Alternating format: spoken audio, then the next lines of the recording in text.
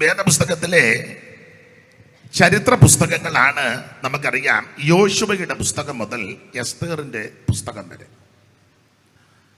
സാധാരണ മിക്ക ഇടങ്ങളിലും പറയുന്ന കാര്യം ഇവിടെ ഒന്നുകൂടെ ആവർത്തിക്കുന്നു.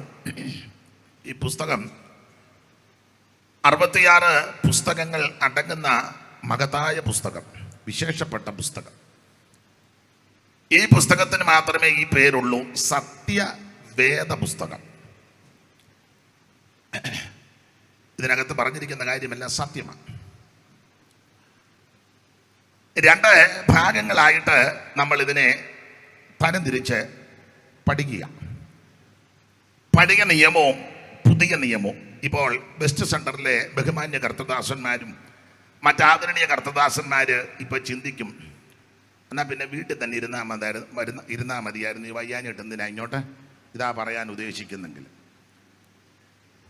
ഇതും അറിയാൻ മേലാത്ത ആൾക്കാരുണ്ട്. അടുത്ത കാലത്ത് ഞാൻ ഒരു പ്രത്യേക സ്ഥലത്ത് വെച്ച് ചോദിച്ചു, പുസ്തകക്രമം അറിയാൻ മേല. ആരാ എന്തുവാന്നൊന്നും പറയുന്നില്ല, അറിയത്തില്ല. ഞങ്ങളുടെ ഒരു വല്യമ്മ പറയാൻ പോലെ കളസം വിട്ടുകൊണ്ട് നടക്കുന്നതല്ലാതെ ചിലർക്ക്, എല്ലാവരുമല്ല, ചിലർക്ക് ഇപ്പോഴും അറിയത്തില്ല പുസ്തകക്രമം. അതുകൊണ്ടാണ് ഇതൊന്നുകൂടെ ഒന്ന് ആവർത്തിക്കുന്നത്. 66 പുസ്തകങ്ങൾ, അത് 2 ഭാഗം, പഴയ നിയമവും പുതിയ നിയമവും. പഴയ നിയമം നമുക്കറിയാം 39 പുസ്തകം, പുതിയ നിയമം 27 പുസ്തകങ്ങൾ. ഉൽപ്പത്തി തൊട്ടും മലാഖി വരെയുള്ള 39 പുസ്തകങ്ങൾ. ഉൽപ്പത്തി തൊട്ടും മലാഖി വരെയുള്ള 39 പുസ്തകങ്ങൾ.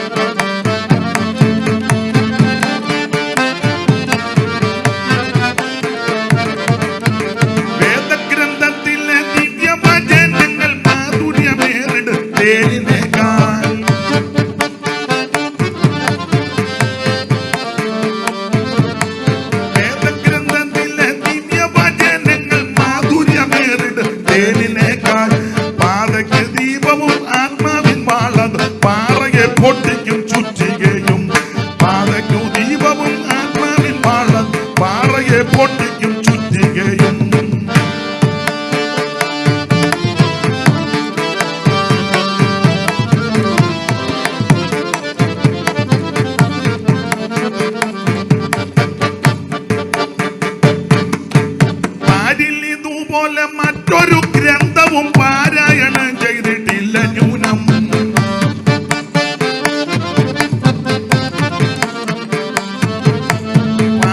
ഇതുപോലെ മറ്റൊരു ഗ്രന്ഥവും പാരായണം ചെയ്തിട്ടില്ല ന്യൂനം. 2 ഭാഗങ്ങളങ്ങുണ്ടതിലാകവേ 66 പുസ്തകങ്ങൾ. 2 ഭാഗങ്ങളങ്ങുണ്ടതിലാകവേ 66 പുസ്തകങ്ങൾ.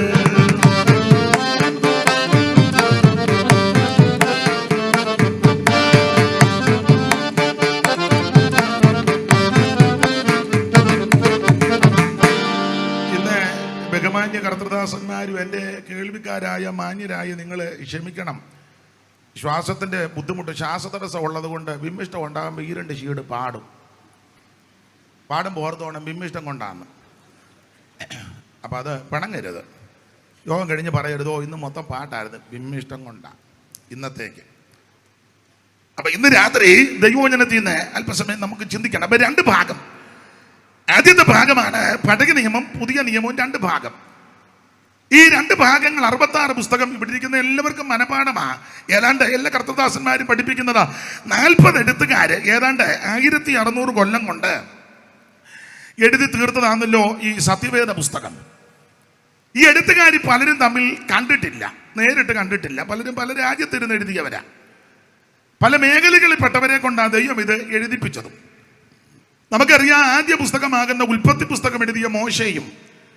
ഒടുവിലത്തെ പുസ്തകമാകുന്ന വെളിപ്പാട് പുസ്തകം എഴുതിയ യോഹന്നാൻ അപ്പോസ്തലനും നേരിട്ട് കണ്ടിട്ടില്ല. പക്ഷെ ഇത് വായിച്ചാൽ രണ്ടുപേരും കൂടെ ഒന്നിച്ചിരുന്ന് എഴുതിയതുപോലെ തോന്നും. ആണ് രണ്ട് ഭാഗത്തും ഇത് ചേർത്താ പഠിക്കുന്നത്. ഉൽപ്പത്തിയിലെ പല കാര്യവും വെളിപ്പാട് പറഞ്ഞിട്ടുണ്ട്. ഉൽപ്പത്തി നമുക്കറിയാം പലതിൻ്റെ ആരംഭവും അതിൻ്റെ മിക്കതിൻ്റെ അവസാനമാണ് വെളിപ്പാട്. അപ്പൊ ഈ ഉൽപ്പത്തിയും വെളിപ്പാട് പുസ്തകവും വായിച്ചാൽ ധ്യാനിച്ചാൽ നമ്മൾ ഓർക്കും രണ്ടുപേരും കൂടെ ഒരു കസേര ഇരുന്ന് അടുത്തടുത്തിരുന്ന് എഴുതിയതാണെന്ന് തോന്നും. അതിന്റെ കാരണം രണ്ടുപേരിലും വ്യാപരിച്ചത് ദൈവത്തിന്റെ ആത്മാവാണ്. അതുകൊണ്ടാണ് ഇത് ഒത്തു വന്നത്. ഇത് ഒരാൾ തന്നെ ഇരുന്ന് എഴുതിയ പുസ്തകമല്ല. അങ്ങനെ എഴുതിയ പുസ്തകങ്ങൾ ധാരാളമുണ്ട്.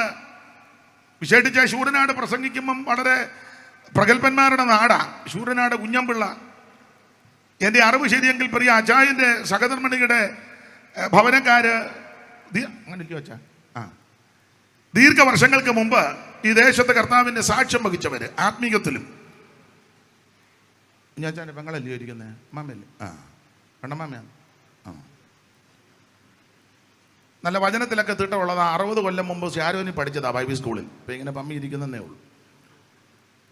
അപ്പൊ ചുരുക്കി പറഞ്ഞാൽ ശ്രേഷ്ഠരായ അനേക കർത്തൃദാസന്മാർ, ലോകപരമായിട്ടും വളരെ അറിവുള്ളവരുടെ നാര ശൂരനാട് കുഞ്ഞമ്പിള്ളി അടക്കമുള്ള പ്രഗത്ഭരായ മൺമറഞ്ഞ പ്രിയപ്പെട്ടവര്. അപ്പോൾ ധാരാളം പുസ്തകങ്ങൾ വായിക്കുന്നവരും ഗ്രഹിക്കുന്നവരുമാണ്. എന്നാൽ ഇതുപോലെയൊരു പുസ്തകം ഉണ്ടായിട്ടില്ല, ഉണ്ടാകത്തുമില്ല, ഉണ്ടാക്കാൻ ഒക്കത്തുമില്ല. മറ്റ് പുസ്തകങ്ങളൊക്കെ ഈ ചില കാര്യങ്ങൾ ഈ യോഗ്യമല്ല, യോജിക്കാത്ത കാര്യങ്ങൾ പറഞ്ഞാൽ അത് അവർ പറയത്തില്ല. ചിലരെ മറ്റുള്ളവരെ കൊണ്ട് പറയിപ്പിക്കും. അവരധികം അതിനെ അറം പറ്റുക എന്ന് പറയാം. അറം പറ്റും. ഇല്ലാത്ത കാര്യം ഉണ്ടെന്ന് പറഞ്ഞാൽ അറം പറ്റുമെന്ന പണ്ട് ഒരു കവിത കൊണ്ട് പാണ്ഡൻ നായയുടെ പല്ലിന് ശൗര്യം പണ്ടേ പോലെ ഫലിക്കുന്നില്ല. അടുത്ത വരി യോ കുഞ്ഞാച്ച പറ. പണ്ടി മണൊരു കടിയാൽ പുലിയെ കണ്ടിച്ചത് ഞാൻ കണ്ടെന്ന. പക്ഷെ അത് ഒരു പുലിയെ ആര് കടിച്ചു? പാണ്ടെന്ന. ഞാനതിലെ വിശദാംശങ്ങളിലേക്കൊന്നും പോകുന്നില്ല. അപ്പം ഇങ്ങനെയൊക്കെ പറഞ്ഞാൽ അറം പറ്റുമെന്ന. അപ്പൊ അത് അറം പറ്റാതിരിക്കാൻ ചിലരെ മറ്റുള്ളവരെ കൊണ്ട് പറയിപ്പിക്കുക എഴുതുകയൊക്കെ ചെയ്തിട്ടുണ്ട്. നമ്മൾ സ്കൂളിലൊക്കെ പഠിച്ചിട്ടില്ലയോ തത്തയെ കൊണ്ട് ചെഞ്ചോല കിളിപ്പെണ്ണെ ചെഞ്ചമ്മയെ വരിക നീ എന്തൊരു വിശേഷങ്ങൾ പറവാനുണ്ട് തത്തേ. അപ്പൊ തത്തയായിരുന്നു അങ്ങ് പറഞ്ഞോളും. ഇത് തത്തയെ കൊണ്ട് പറയിപ്പിച്ചതല്ല, മാടത്തെ കൊണ്ട് പറയിപ്പിച്ചതുമല്ല, മൃഗങ്ങളെ കൊണ്ട് പറയിപ്പിച്ചതുമല്ല. ഇത് ദൈവാത്മ നിയോഗം പ്രാപിച്ച് ദൈവത്തിന്റെ ദാസന്മാർ എഴുതിയ ഈ സത്യവേദ പുസ്തകം. ഇത് നമുക്ക് ലഭിച്ചത് തന്നെ വലിയ മഹാഭാഗ്യമാണ്. പറയാതിരിക്കാൻ തരമില്ല. ഇപ്പം നമ്മുടെ ഇടയിൽ ചില ഉപദേശിമാർക്ക് ഇത് എടുത്തുകൊണ്ട് നടക്കുന്നതും ഇതുമായിട്ട് സ്റ്റേജിൽ വരുന്നതും ഒക്കെ ഇപ്പോൾ ഏതാണ്ട് ഇച്ചീച്ചി പോല. അതെ, എല്ലാവരുടെയും കാര്യമല്ല. ഒരു ശുശ്രൂഷയ്ക്ക് സഭയിലാന്നേലും ഇങ്ങനെയുള്ള സദസ്സിലാന്നേലും നിൽക്കുമ്പോൾ വേറെ പുസ്തകമായിട്ട് വരണം. ഒരു ശുശ്രൂഷയ്ക്ക് നിൽക്കുമ്പോൾ വേറെ പുസ്തകമായിട്ട് വരാത്ത ആൾക്കാർക്ക് അവസരം കൊടുക്കരുത്. ഏത് കൊലകൊമ്പനാന്നേലും അവിടെ പോയി മാറിയിരിക്കാൻ പറയണം. എന്നാ നിങ്ങൾക്കൊരു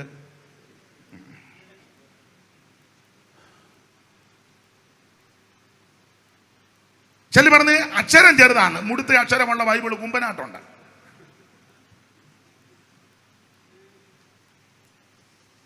ഇതാ നമ്മളെ ഇതുവരെ കൊണ്ടുവന്നത്. ഇതിനെ വേണം ഉയർത്താൻ. ആട്ടെ, ഇടയ്ക്ക് കയറി പറഞ്ഞതേ ഉള്ളൂ. ഇങ്ങനെയുള്ള ഈ സത്യവേദ പുസ്തകം,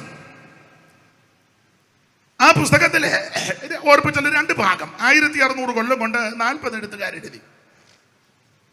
അവരെല്ലാം പല വിഭാഗത്തിൽപ്പെട്ടവരാ. പക്ഷേ എല്ലാവരിലും വ്യാപരിച്ചത് ദൈവത്തിന്റെ പരിശുദ്ധാത്മാവാണ്. അത് ഇങ്ങനെയുള്ള ഈ പുസ്തകത്തിലെ ചരിത്ര പുസ്തകങ്ങളാണ്. നമുക്കറിയാം യോശുവയുടെ പുസ്തകം മുതൽ എസ്തേറിന്റെ പുസ്തകം വരെ. ഈ സത്യവേദ പുസ്തകത്തിലെ പ്രതിപാദ്യ വിഷയം മനുഷ്യവർഗത്തിന്റെ രക്ഷ. ഇതാ ഇതിലെ പ്രധാന വിഷയം അതാ. ഒരു വാക്യം ദൈവദാസനെ ഒന്ന് വായിച്ചു. അറിവുള്ള വാക്യമാ, തീത്തോസ് 2:11. എല്ലാവർക്കും മനപ്പാടമാ, എങ്കിലും വായിക്കുന്നത് ഉചിതമാ. ഞാൻ ആരാ വായിച്ചു തരുന്നേ? ദൈവദാസൻ വായിച്ചാട്ടെ.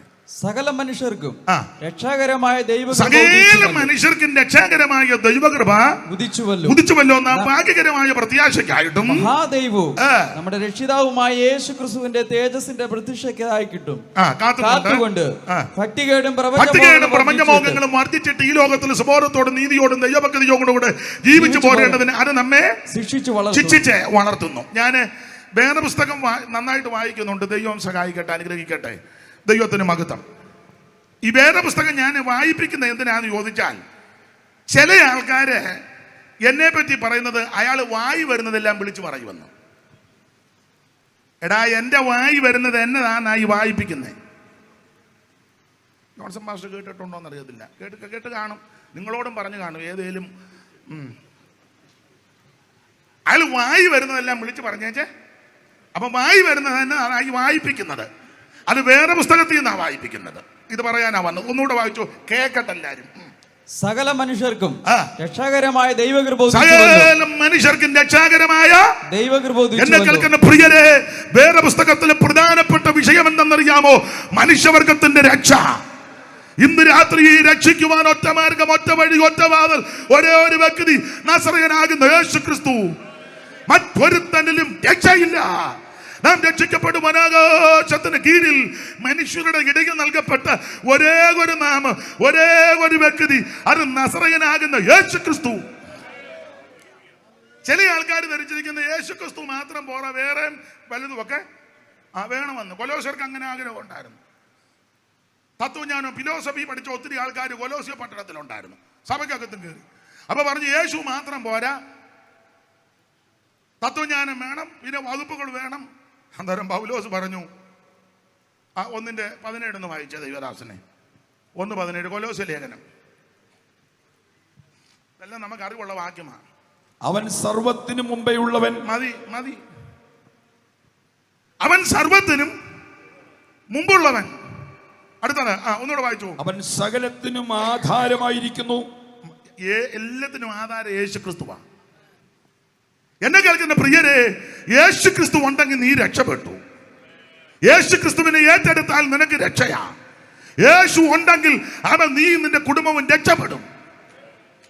നീ അധികം ധനിയാകാൻ നിധിയാ തീയിൽ ഊതി കഴിച്ച പോൻ മതിയാ.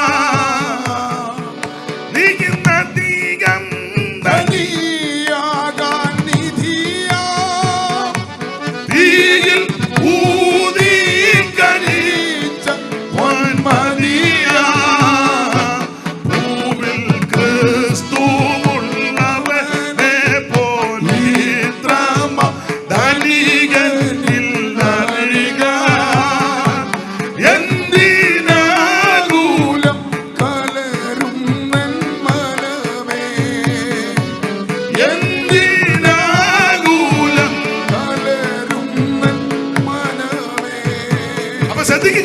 യേശുക്രിസ്തു ഉണ്ടെങ്കിൽ സകലതുമുണ്ട്.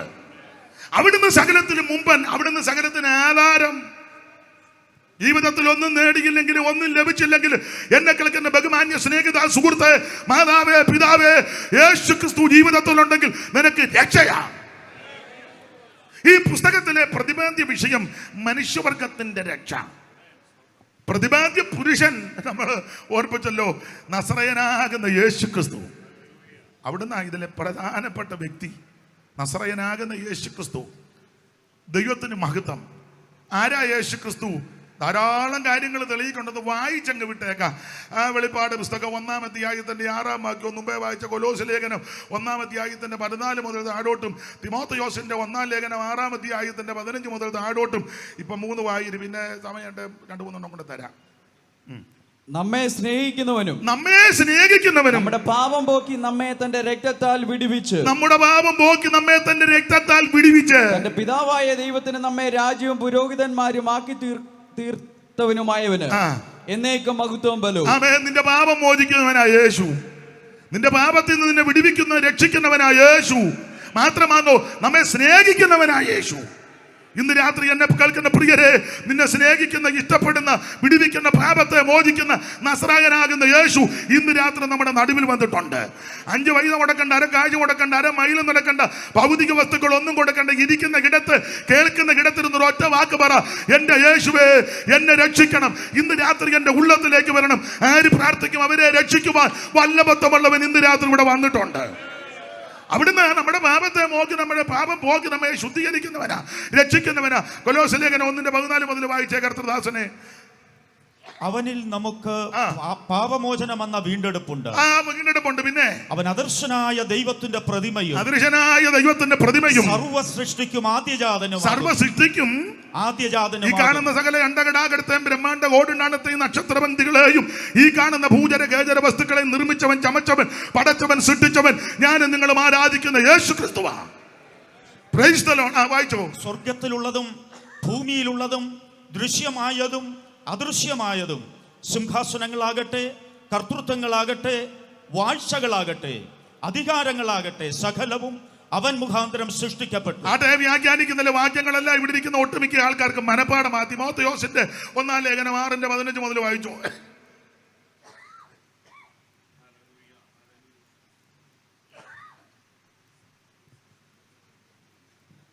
ഒന്ന് ഹെൽപ്പ് ചെയ്യണേ മോനെ, ഒന്ന് അപ്പച്ചനെ.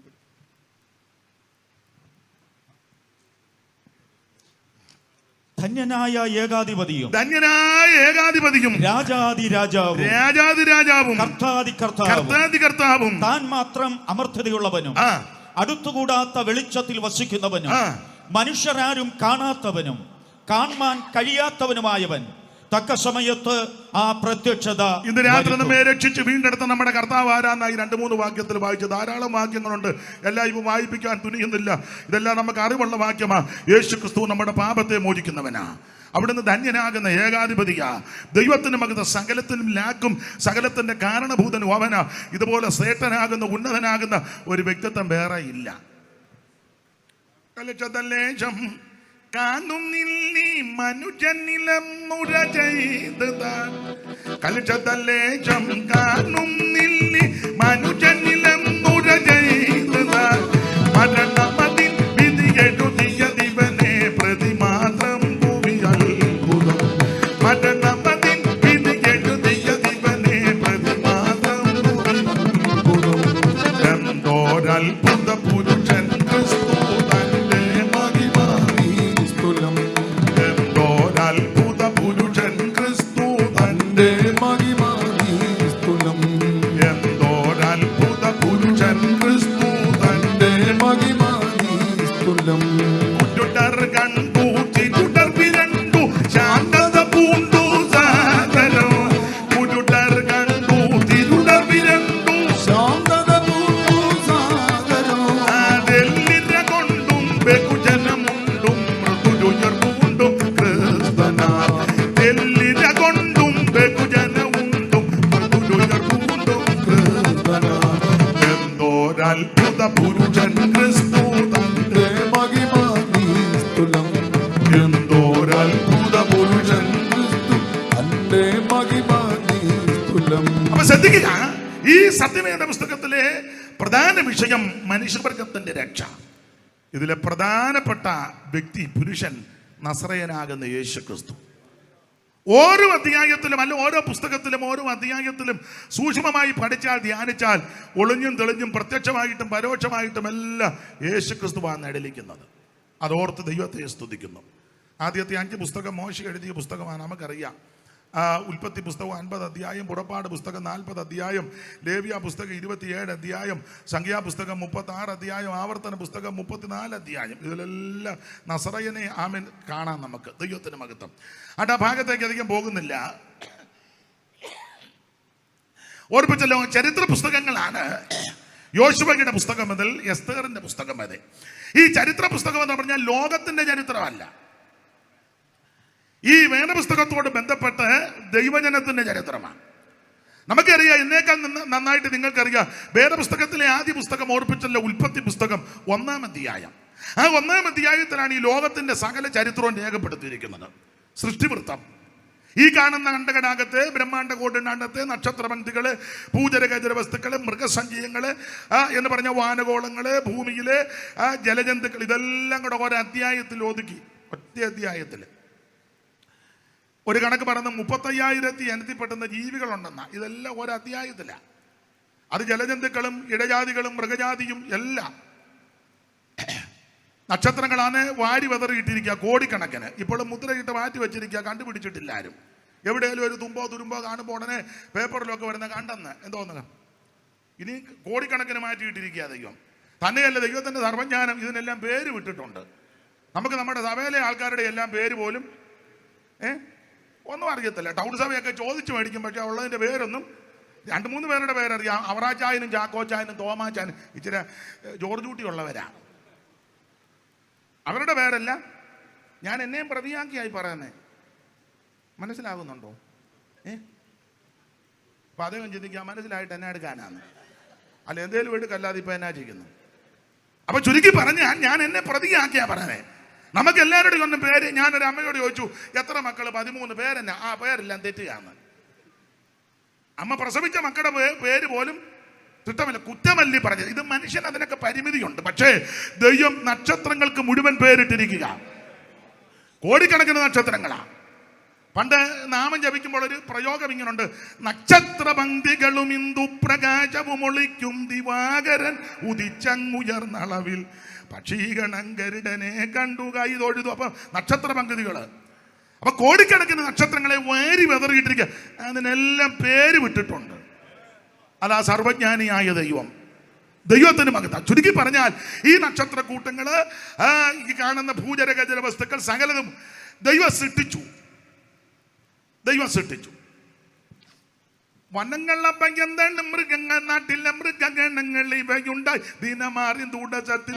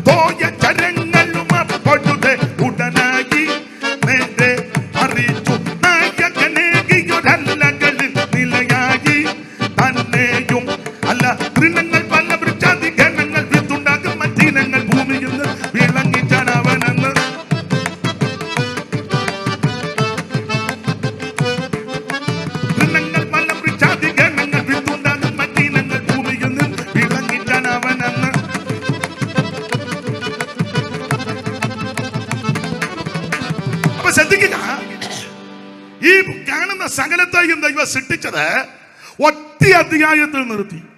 ഉൽപ്പത്തി പുസ്തകം. ഒന്നുകൂടെ എന്റെ ഭാഷയിൽ പറഞ്ഞാൽ, ഒറ്റ അധ്യായം കൊണ്ട് ഈ സകല കാണുന്നതിന്റെ മുഴുവൻ ചരിത്രം ഒതുക്കി. എന്നാൽ എന്നേക്കാൾ അറിവുള്ള ബഹുമാന്യ കർത്തദാസന്മാർ ഉൽപ്പത്തി പുസ്തകം 12-ാം അധ്യായം മുതൽ, അല്ല 11-ന്റെ 27 മുതൽ 50-ാം അധ്യായം വരെ ഒരു കുടുംബത്തിന്റെ ചരിത്രമാണ്. ഉൽപ്പത്തി 11-ന്റെ 27 അബ്രഹാമിനെ പറ്റി കാണുന്ന ഒന്ന് വായിച്ചു. അതിൽ വായി വരുന്നതെല്ലാം പറയുമെന്ന് പറയുന്നവർക്ക് വായിച്ചു കൊടുക്ക. 11:27 താഴെ. തേരഹിന്റെ വംശപാരമ്പര്യമാവിത്. ആ. തേരഹ് അബ്രഹാമിനെയും തേരഹ് അബ്രാമിനെയും. മതി. അപ്പോൾ തേരഹ് അബ്രാം എന്ന വ്യക്തിയെ പറ്റി ആദ്യം കാണുന്നത് 11:27. അപ്പൊ അങ്ങനെ ചിന്തിക്കുമ്പോൾ 11-ാം അധ്യായം മുതൽ 50-ാം അധ്യായം വരെ ഒരു കുടുംബത്തിന്റെ ചരിത്രമാണ്. ഏതാണ്ട് 39 അധ്യായം അല്ലയോ? 39 അധ്യായം. 39 അധ്യായത്തിൽ ഒരു കുടുംബത്തിന്റെ ചരിത്രമാണ്. ആ കുടുംബത്തിൽ പ്രധാനമായി 4 വ്യക്തികൾ: അബ്രഹാം, ഇസഹാക്ക്, യാക്കോബ്, യോസേഫ്. എന്റെ ഭാഷയാ, ഒരു കുടുംബത്തിന്റെ ചരിത്രം പറയുവാൻ ദൈവം 39 അധ്യായം എടുപ്പിച്ചു. എന്നാൽ ഈ കാണുന്ന സകല അണ്ടകടാകത്തിന്റെ ചരിത്രം പറയാൻ ഒറ്റ അധ്യായം. ആ അധ്യായം മൊത്തവും ഇല്ല. എന്താ ഇതിനകത്തെ പാഠം ഇഷ്ടമുണ്ടോ ചോദിച്ചാൽ മതി, ഞാനങ്ങ് പറയാം. ദൈവത്തിന് ലോകചരിത്രം പറയുന്നതിലും കേൾക്കുന്നതിലും ഇഷ്ടം തന്നെ ആരാധിക്കുന്നവന്റെ ചരിത്രമാണ്. ദൈവത്തെ മഹത്വപ്പെടുത്തുന്ന, ദൈവത്തെ ആരാധിക്കുന്ന, ദൈവത്തെ സ്തുതിക്കുന്ന, ദൈവത്തെ ഭജിക്കുന്ന എന്റെയും നിന്നെ ചരിത്രത്തിനാ ദൈവത്തിന് താല്പര്യം. ദൈവത്തിന് മഹത്വം. അങ്ങനെയുള്ള ഈ ചരിത്ര പുസ്തകം, അതില് ഇസ്രായേലിന്റെ ചരിത്രം, അതാണ് യോശുവയുടെ പുസ്തകം മുതൽ എസ്തേറിന്റെ പുസ്തകം വരെ ഇസ്രായേലിന്റെ ചരിത്രമാണ്. നമുക്കറിയാം, ഇവരുടെ ചരിത്രം ആരംഭിക്കുന്ന മുമ്പേ ഓർപ്പിച്ചില്ലേ, അബ്രഹാം എന്ന വ്യക്തിയിൽ നിന്നാണ്. അബ്രഹാമിനെ ദൈവം വിളിച്ചു വേർതിരിച്ചു. ഏത് ദൈവം? തേജോമയനായ ദൈവം. ആ 7:1 വായിച്ചേ ദൈവദാസനെ. അപ്പോസ്തല പ്രവൃത്തി 7:1. ഉൽപ്പത്തിയിൽ അങ്ങനെ പ്രയോഗമില്ല. അപ്പോസ്തല പ്രവൃത്തിയിലെ സ്തേഫാനോസിന്റെ പ്രഥമ പ്രസംഗത്തിൽ ആ പ്രയോഗം കൊടുത്തിട്ടുണ്ടല്ലോ. ഏത് ദൈവമാണ് ഇത്? ഉള്ളത് തന്നെയോ എന്ന് മഹാപുരോഹിതൻ പറഞ്ഞത്, സഹോദരന്മാരും പിതാക്കന്മാരുമായ പുരുഷന്മാരെ കേൾപ്പി. നമ്മുടെ പിതാവായ അബ്രഹാം ഹാരാനിൽ നിന്ന് വന്ന് പാർക്കും മുമ്പ്, നമ്മുടെ പിതാവായ അബ്രഹാം ഹാരാനിൽ വന്ന് പാർക്കുന്നതിന് മുമ്പ് മെസൊപ്പൊത്താമിയയിൽ ഇരിക്കുമ്പോൾ തന്നെ തേജോമനായ ദൈവം അവന് പ്രത്യക്ഷനായി. മെസൊപ്പൊത്താമിയയിൽ വേറൊരു കക്ഷി ഉണ്ടായിരുന്നു, പേര്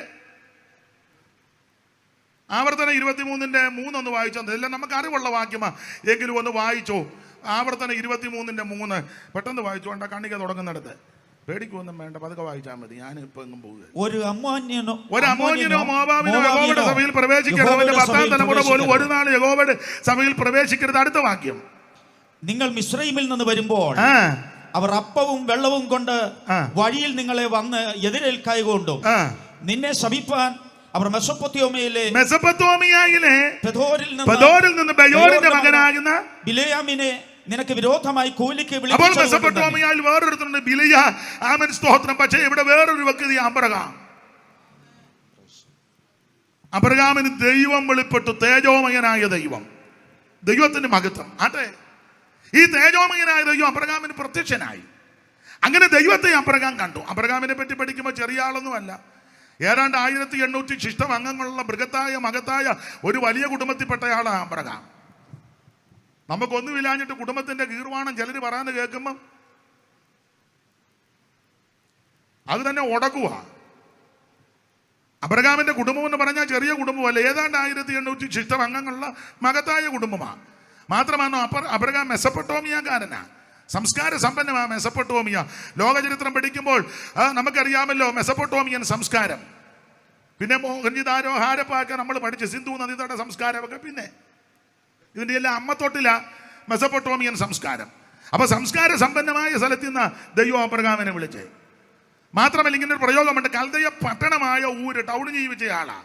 നമ്മൾ ടൗണ് ജീവിച്ചാൽ പിന്നെ ഗ്രാമത്തിലോട്ട് പോകാൻ വലിയ താല്പര്യമൊന്നും ഇല്ല. ഗ്രാമത്തിൽ നിന്ന് നമ്മൾ ടൗണിലോട്ടാണ് കൂടുതലും.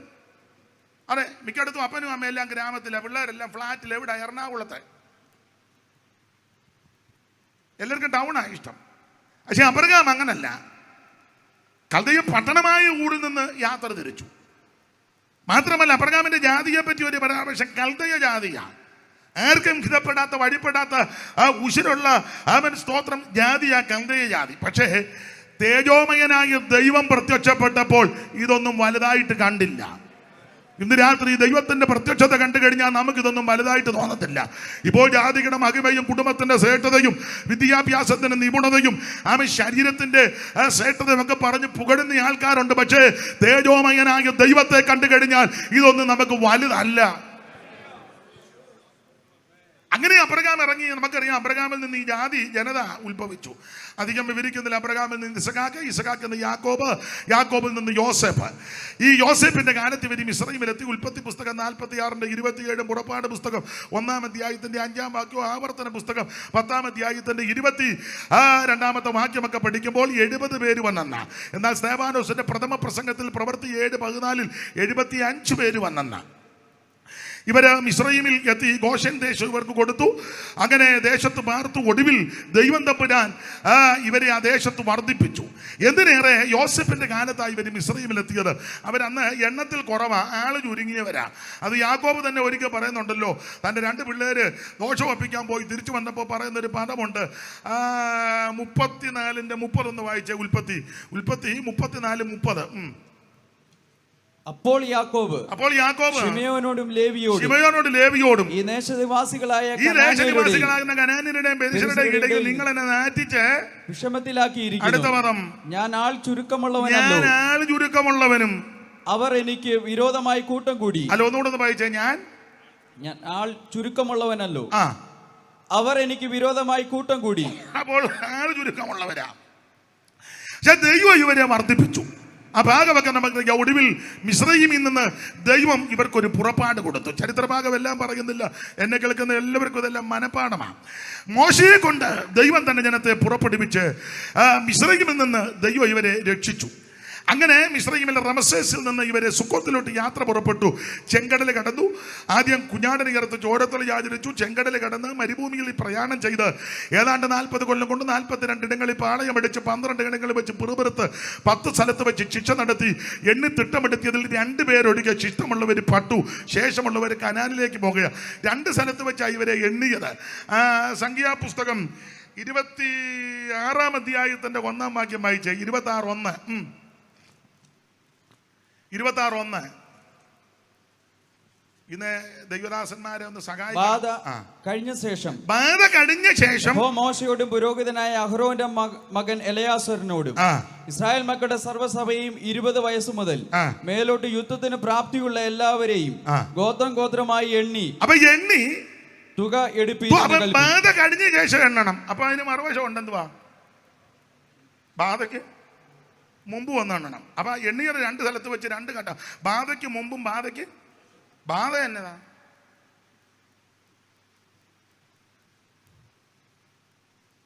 ആരാണ്ടൊരിക്കൽ പറഞ്ഞു, എന്തോ ഇതൊരു ബാധയാണ്. ബാധയ്ക്ക് മുൻപും ബാധയ്ക്ക് ശേഷവും. സംഖ്യ 25 പഠിക്കുമ്പോൾ ആ വിഷയം നമുക്ക് കാണാൻ ഭാഗത്തേക്ക് ഇപ്പൊ പോകുന്നില്ല. ബിലിയാമിന്റെ ആലോചനയാൽ ജനം വഴിവിട്ട് പോയി മറ്റുള്ളവരുമായിട്ട് ഇടപെട്ട് പ്രമാണം തെറ്റിച്ചപ്പോൾ ബാധ ഇവരെ പിടികൂടി. ഒടുവിൽ ഫിനേഹാസിനെ ദൈവം എഴുന്നേൽപ്പിച്ചു. അവൻ ചില കാര്യമൊക്കെ ചെയ്തപ്പോൾ ബാധ മാറി. ഈ ഫിനേഹാസന്മാര് സഭയ്ക്കകത്തില്ലാത്തതാ. ഫിനേഹാസൊക്കെ ഉണ്ട്. ഫിനേഹാസിനെ എല്ലാം ഒതുക്കി വെച്ചിരിക്കുക. ഇപ്പൊ നിങ്ങൾ ചെല്ലി പറയാ, പക്ഷേ ഞാനും ഒരു ഫിനേഹാസാ, പക്ഷേ എന്നാ ചെയ്യാനാ, എല്ലാവരും കൂടെ കൂടി.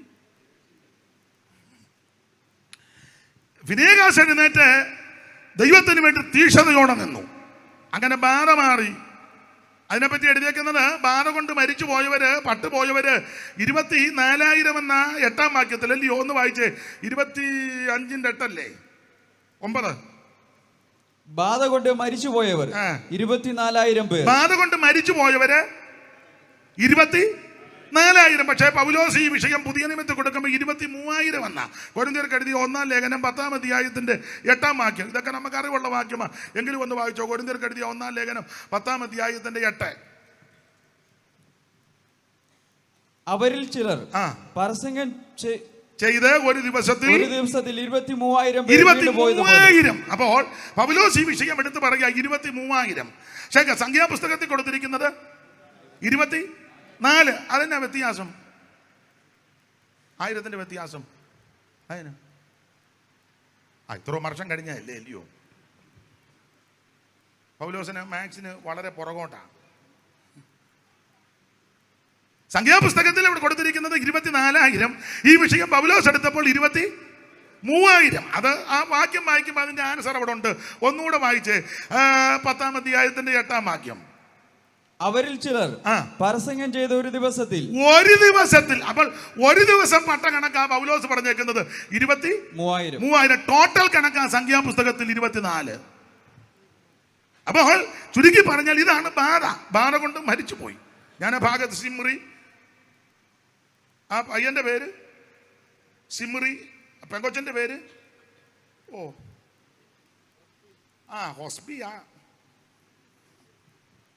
ഹോസ്ബി, രണ്ടുപേരും കൂടെ ഹോസ്ബി, അതാ നല്ലത്. ചുരുക്കി പറഞ്ഞാൽ ഈ വിഷയത്തിൽ ആരും ഒന്നും ഗൗനിച്ചില്ല, മറുപടി പറഞ്ഞില്ല. പക്ഷേ ഫീനാഗാസ് എഴുന്നേറ്റ് യഹോവയ്ക്ക് വേണ്ടി തീക്ഷണതയോടെ ഇടപെട്ടു. ബാധ എങ്ങനെ മാറി? ബാധ കഴിഞ്ഞപ്പോൾ എണ്ണാൻ പറഞ്ഞു. അപ്പൊ സംഖ്യാപുസ്തകം പഠിക്കുമ്പോൾ 2 സ്ഥലത്ത് വെച്ച് എണ്ണി. ഒന്ന് ബാധയ്ക്ക് ശേഷവും 2 ബാധയ്ക്ക് മുൻപും. ഇനി 26ന്റെ 63,000. ഞാനിത് നമ്മുടെ സെൻട്രൽ കൺവെൻഷനും ഇവിടെ കൂടിയിരിക്കുന്നെല്ലാം ദൈവമക്കളായതുകൊണ്ടാണ് ഇങ്ങനെ ഒരു നിലയിൽ ഇന്ന് രാത്രി വചനം പറയുന്നത്. യെരിഹോവിന്റെ സമീപത്ത് യോർദാനക്കരെ മോവാബ് സമഭൂമിയിൽ വെച്ച് ഇസ്രായേൽ മക്കൾ എണ്ണിയപ്പോൾ മോശയും പുരോഹിതനാകുന്ന എലയാസർ എണ്ണിയവര് ഇവര് തന്നെ. എന്നാൽ മോശയും അഹരോൻ പുരോഹിതനും സീനായി മരുഭൂമിയിൽ വെച്ച് ഇസ്രായേൽ മക്കളെ എണ്ണിയപ്പോൾ അവരെണ്ണിയവരിൽ ഒരുത്തൻ ഇവരുടെ കൂട്ടത്തിൽ ഉണ്ടായിരുന്നില്ല. ഞാൻ ഇങ്ങനെ പറഞ്ഞ എന്റെ അച്ഛാ, എണ്ണിയവരുടെ കൂട്ടത്തിൽ ഒരുത്തനും ഇവരുടെ കൂട്ടത്തിൽ എണ്ണിയ പുള്ളിയില്ല. ആദ്യം എണ്ണിയത് മോശയും അഹരോനും. രണ്ടാമത് എണ്ണിയപ്പോൾ അഹരോൻ ഇല്ല, എലയാസറ. നീ എല്ലാരും എണ്ണുന്ന കൊള്ളാം, പക്ഷേ നീ നിന്നെ ഒന്ന് എണ്ണണം. അല്ല, നമ്മളെ എണ്ണണ്ടായോ? ഞാൻ എപ്പോഴും പറയും നമ്മളെ ഒന്ന് എണ്ണുന്നത് നല്ലതാ. ആ 90 സങ്കീർത്തനം 12 ഒന്ന് വായിച്ചു. നമുക്കറിവുള്ള വാക്യമല്ലേ 90:12. ഞങ്ങൾ ജ്ഞാനമുള്ള ഒരു ഹൃദയം പ്രാപിക്കത്തക്കവണ്ണം ഞങ്ങളുടെ നാളുകളെ എണ്ണുവാൻ ഞങ്ങളെ ഉപദേശിക്കണം. നാളുകളൊന്നും എണ്ണുന്നത് നല്ലതാ. ഞാൻ എപ്പോഴും എല്ലായിടത്തും പറയും നാളുകൾ, ദിവസങ്ങൾ എണ്ണണം. എത്ര ദിവസമായി ഭൂമിയിൽ നമ്മൾ ജീവിക്കാൻ തുടങ്ങിയിട്ട്? അല്ലാത്തതെല്ലാം ഞാനും നിങ്ങളും കുത്തിയിരുന്ന് എണ്ണുമല്ലോ.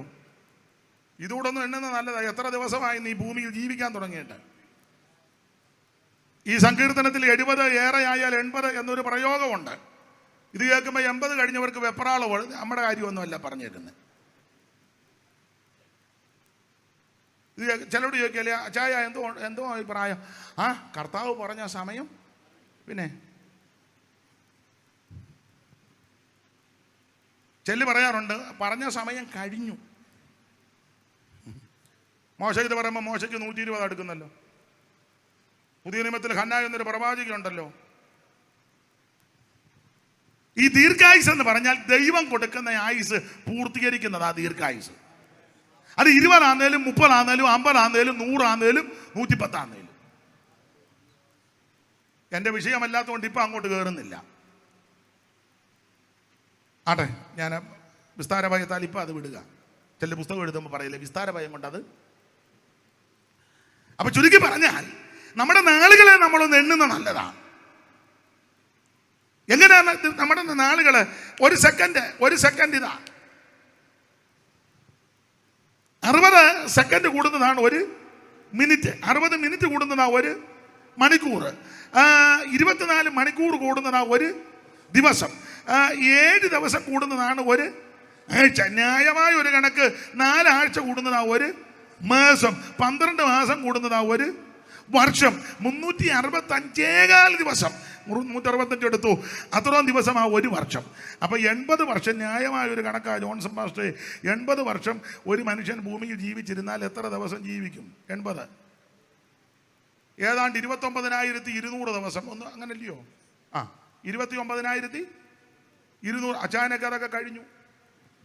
ദൈവം ദീർഘായുസ് തന്നല്ലോ, ദൈവത്തിന് മഹത്വം. 29,200 ദിവസം. അതെ, 80 വർഷം ഈ ഭൂമിയിൽ ജീവിക്കുന്ന ഒരു മനുഷ്യൻ നാളുകൾ എണ്ണിയാൽ 29,200 ദിവസം. നമുക്ക് കണക്കൊന്ന് തയ്ക്കാൻ ഒരു 30,000 എടുത്തേക്കാം. കണക്ക് അതിനെന്നാ പറയുന്നത്? ഇതുവാണ് റൗണ്ട് ചെയ്യുക. എനിക്ക് ഇംഗ്ലീഷ് വലിയ വശമില്ലെന്നല്ല, എനിക്ക് അറിയത്തില്ല. അപ്പൊ റൗണ്ട് ചെയ്യുമ്പോൾ ഒരു 30,000 ദിവസം. ഈ 30,000 ദിവസം എടുത്ത ന്യായമായ ഒരു കണക്ക് പറയാം. സാധാരണ ഡോക്ടർമാരും ആതുര ശുശ്രൂഷ രംഗത്തുള്ളവരൊക്കെ നമ്മളെ പഠിപ്പിക്കുന്നതും പറയുന്നതും നിർബന്ധമായി പറയുന്ന കാര്യം കുറഞ്ഞത് ഒരു 8 മണിക്കൂറെങ്കിലും ഉറങ്ങണമെന്നാണ്. അങ്ങനല്ലേ? 8 മണിക്കൂർ. ഒരു ദിവസം 24 മണിക്കൂറാണ്. അപ്പൊ അങ്ങനെ 8 മണിക്കൂറാകുമ്പോൾ 1/3. അപ്പൊ അങ്ങനെ ആകുമ്പോൾ 30,000 ദിവസത്തിന്റെ കണക്കെടുത്താൽ 80 കൊല്ലം ജീവിക്കുന്ന ഒരു മനുഷ്യൻ 30,000 29,200 ആയെങ്കിലും 30 റൗണ്ട് ചെയ്യാൻ 30,000 എടുത്ത് കഴിയുമ്പോൾ 1/3 ഉറങ്ങുക. അങ്ങനെയാണെങ്കിൽ 30,000 ദിവസത്തിൽ ഉറങ്ങി തീർക്കുന്ന എത്ര ദിവസമാണ് ജോൺസൺ പാസ്റ്റേ? 10,000 ദിവസം. 10,000 ദിവസം ഉറങ്ങി തീർന്നു. തികയാഞ്ഞിട്ട് പിന്നെയും വന്നിരുന്ന് ഉറങ്ങുക അല്ലേ? നോക്കിക്കേ, അങ്ങോട്ട് നോക്ക്. അയ്യോ, അവിടെ മാത്രമാണോ? ഇവിടെ ഇരുന്ന് ഉറങ്ങുന്നവരുണ്ട്.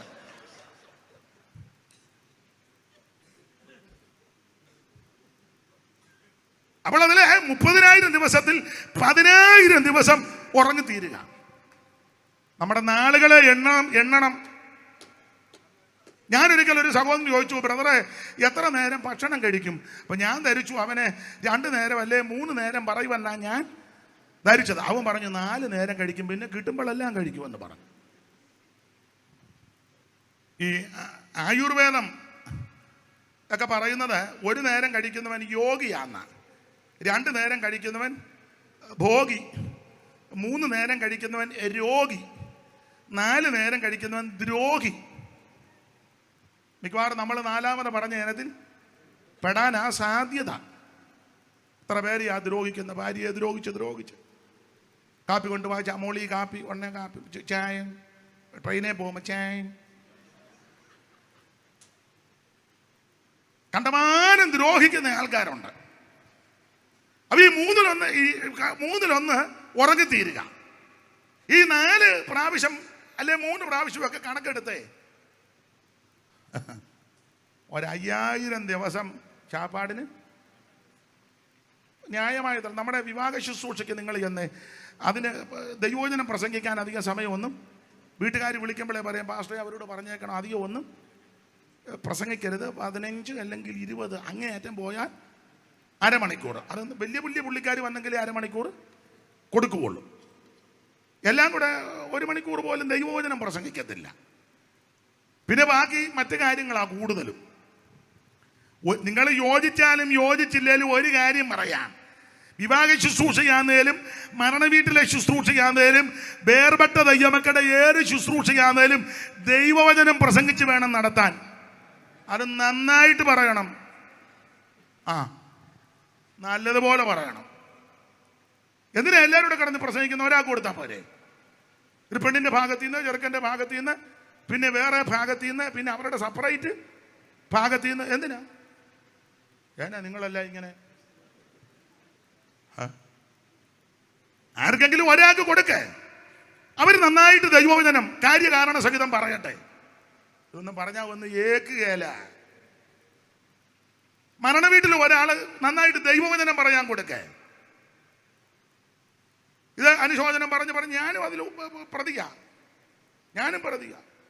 ഒരു ശവടക്കന് ഞാനും കുറച്ചു നേരം ഇടുന്നു, 330 പേരെ എണ്ണി അനുശോചനം പറയുന്നതെല്ലാം തന്നടി പിന്നടി. ഇത് അപ്പച്ചൻ എനിക്കറിയാം, അപ്പച്ചൻ അങ്ങനെയാണ്, അപ്പച്ചനെ അടുത്തറിയാവുന്നവർക്ക് അറിയാം, അപ്പച്ചൻ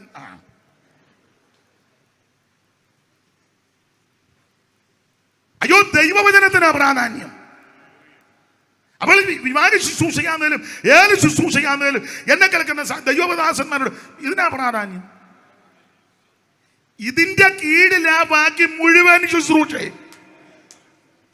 ദൈവവചന ശുശ്രൂഷയുടെ കീഴിലാണ് ബാക്കി മുഴുവൻ ശുശ്രൂഷയും. ഇതിനാ പ്രാധാന്യം. അപ്പൊ ഇതിപ്പം വലിയ പ്രാധാന്യം ഒന്നും കൊടുക്കുന്നില്ല. കാരണം ശൗമേൽ 3:1 എന്തുവാ വായിച്ചേ? 6 വാക്യമാ, വായിച്ചോ.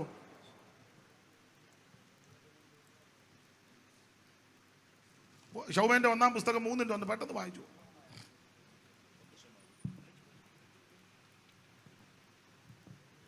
ഇവിടെ നിങ്ങൾ രണ്ടുപേരും ഒന്ന് ശമൂവേൽ ബാലൻ ഏലിയുടെ മുമ്പാകെ യഹോവയ്ക്ക് ശുശ്രൂഷ ചെയ്തു പോന്നു.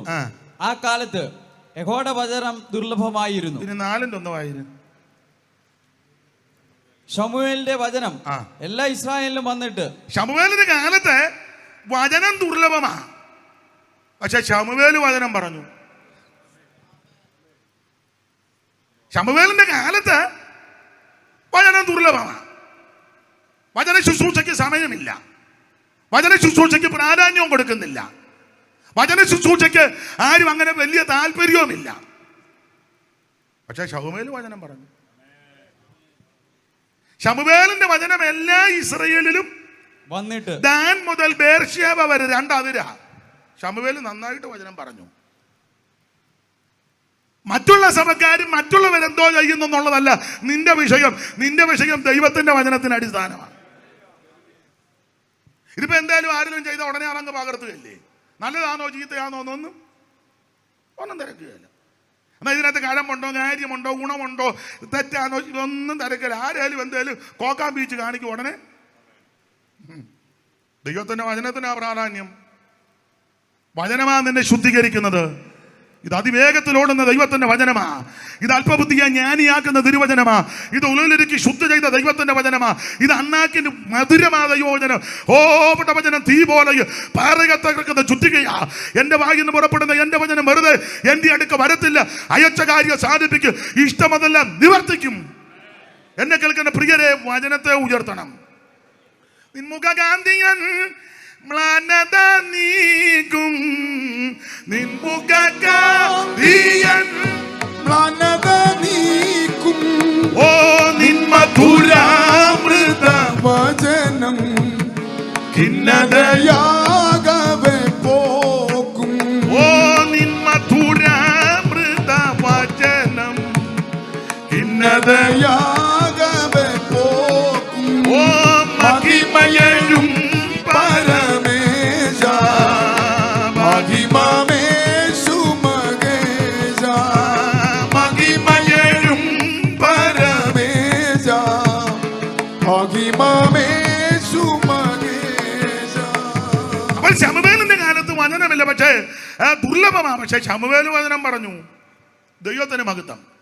അത് ഞാൻ അധികം വിവരിക്കുന്നില്ല. അപ്പോൾ വചന ശുശ്രൂഷയ്ക്ക് വലിയ താല്പര്യമൊന്നും ചിലർ കൊടുക്കത്തില്ല. പക്ഷേ ഇത് കഴിഞ്ഞ് പാസ്റ്റർമാരോട് പറയും, പാസ്റ്ററെ 12:30 ആകുമ്പം നിർത്തണം. അത് ന്യായവുമാ. 12:30 നിർത്തിക്കൂ. 12:30 നിർത്താൻ നല്ല കാര്യമാണ്. സ്തോത്രം. ഞാൻ ബഹുമാനരായ ഗായക സംഘത്തോട് എതിരൊന്നുമില്ല. ഞാനും പാട്ട് പാടുന്നൊന്നും അവകാശപ്പെടത്തില്ല, പറയുന്നയാളാ. അതുകൊണ്ട് ദൈവദാസന്മാരൊക്കെ ഉണ്ടല്ലോ, ഗായക സംഘവും പ്രിയ സന്തോഷമൊക്കെ ഉണ്ടല്ലോ.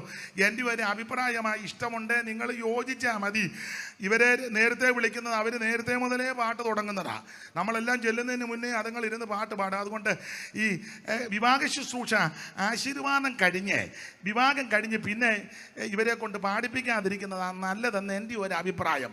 അതിന് പല കാര്യമുണ്ട്. അതുങ്ങൾ രാവിലെ മുതൽ പാട്ട് പാടുക. അതിലൊക്കെ ഉപരി നമ്മൾ ഈ വിവാഹ ശുശ്രൂഷ കഴിയുമ്പോഴാണ് ഒന്ന് കാണാനും സംസാരിക്കാനും ഒക്കെ നമുക്കും തന്നെയല്ല, ഭക്ഷണത്തിന് ഇരിക്കുമ്പോഴും എന്തെങ്കിലും ഒന്ന് ചോദിക്കാനും ഒക്കെ പ്രായമാണ്. അന്നേരം എല്ലാം കലാമണ്ഡലത്തിൽ നിന്ന് ഇറങ്ങിയ പോലെ.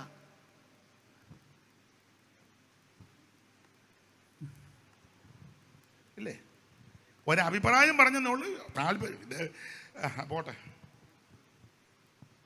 എന്തായാലും കൊള്ളാം. ഭക്ഷണത്തിന് ധാരാളം സമയമെടുത്ത് കഴിക്കുന്നവരുണ്ട്. അങ്ങനെയൊക്കെ നോക്കിയാൽ ഒരു 5000 ദിവസം അതിനങ്ങ് പോകും. പിന്നെ ഒരുക്കം, അത് പറയണ്ടല്ലോ, എന്തോ സമയമെടുത്ത് ഒരുങ്ങുന്ന ആൾക്കാരുണ്ട്.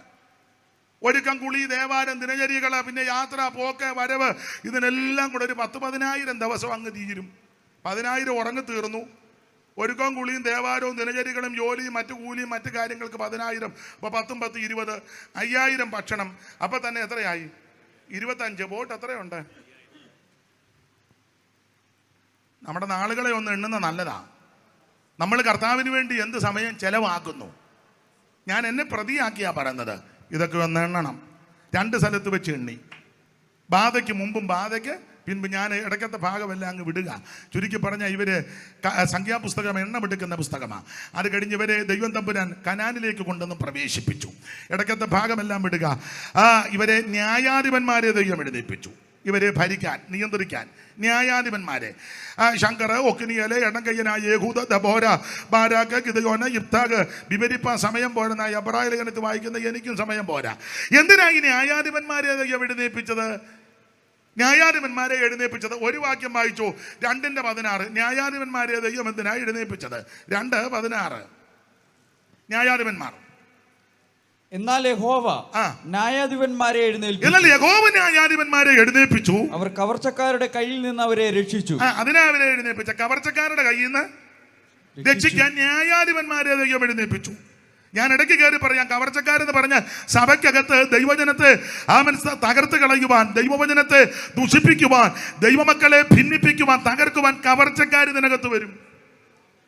അതുകൊണ്ടാ പൗലോസ് പുതിയ നിയമത്തിൽ ഒരു പദം പറഞ്ഞു, ആമേൻ സ്തോത്രം, ആരും നിങ്ങളെ കവർന്നു കളയാതിരിക്കാൻ സൂക്ഷിക്കണം. ഭാഷണ്ട് ഉപദേശക്കാര്, വിരുദ്ധോപദേശക്കാര്, വിപരീത ഉപദേശക്കാര്, പുതിയ ഉപദേശക്കാരൊക്കെ വരുമ്പോൾ അവരുടെ കയ്യിൽ നിന്ന് ദൈവദാസന്മാരാകുന്ന ന്യായാധിപന്മാർ ദൈവജനത്തെ രക്ഷിക്കണം.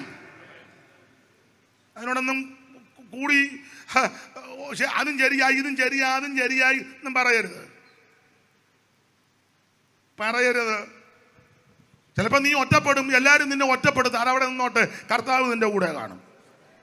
കവർച്ചക്കാരുടെ കയ്യിൽ നിന്ന് രക്ഷിക്കണം. അതിനാ കവർച്ചക്കാരുടെ കയ്യിൽ നിന്ന് രക്ഷിക്കാനാ ദൈവം ന്യായാധിപന്മാര്.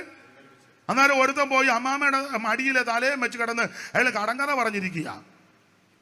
ഞെട്ടില്ല, വട്ടയില്ല. കവർച്ചക്കാരുടെ കയ്യിൽ നിന്ന് രക്ഷിക്കേണ്ട പുള്ളി പറയാ, ഉടുപ്പ് ഊരി കിണറ്റി ചാടിയെന്ന്. കടങ്കഥ ആരാന്ന് മനസ്സിലായല്ലോ. പേരൊക്കെ നല്ല വെടിക്കെട്ട് പേരാ, പിള്ളേരുടെ ഭാഷ പറഞ്ഞ എന്തുവാ, സാംസൺ, ബ്രദർ സാംസൺ. അമ്മാമ്മയുടെ മടിയിൽ പോയി കിടന്നുകൊണ്ട് മിറ്റത്തെ ചെമ്പിന് അടപ്പില്ലെന്ന്. പോത്തേവിൽ നിന്ന് ഭോജനവും. എന്റെ സഹപടന്മാരായ കർത്തൃദാസന്മാരോട് ഒരു ദൈവദാസൻ എന്ന നിലയിൽ ഞാൻ പറയാ, ആൾക്കാരെന്തും പറയട്ടെ, നിന്റെ വിഷയമല്ല. പക്ഷേ കവർച്ചക്കാരുടെ കയ്യിൽ നിന്ന് രക്ഷിക്കാനാ ദൈവം നമ്മെ ശുശ്രൂഷ ഏൽപ്പിച്ചത്. അതിന് മറ്റുള്ളവരെന്തോ പറയുന്നു, അവരുടെ അഭിപ്രായം ഒന്നും ആരും തിരക്കണ്ട. ദുരുപദേശക്കാരും ഭാഷണ്ടുപദേശക്കാരും വിരുദ്ധോപദേശക്കാരും സ്നേഹയ്ക്കകത്ത് കയറി ജനത്തെ കവർന്നു കളയുമ്പോൾ കണ്ടു നിൽക്കരുത്, നോക്കി നിൽക്കരുത്, അതിനോട് ഒത്തേശയൊന്നും പറയരുത്, തീർത്ത് കാര്യം പറയണം.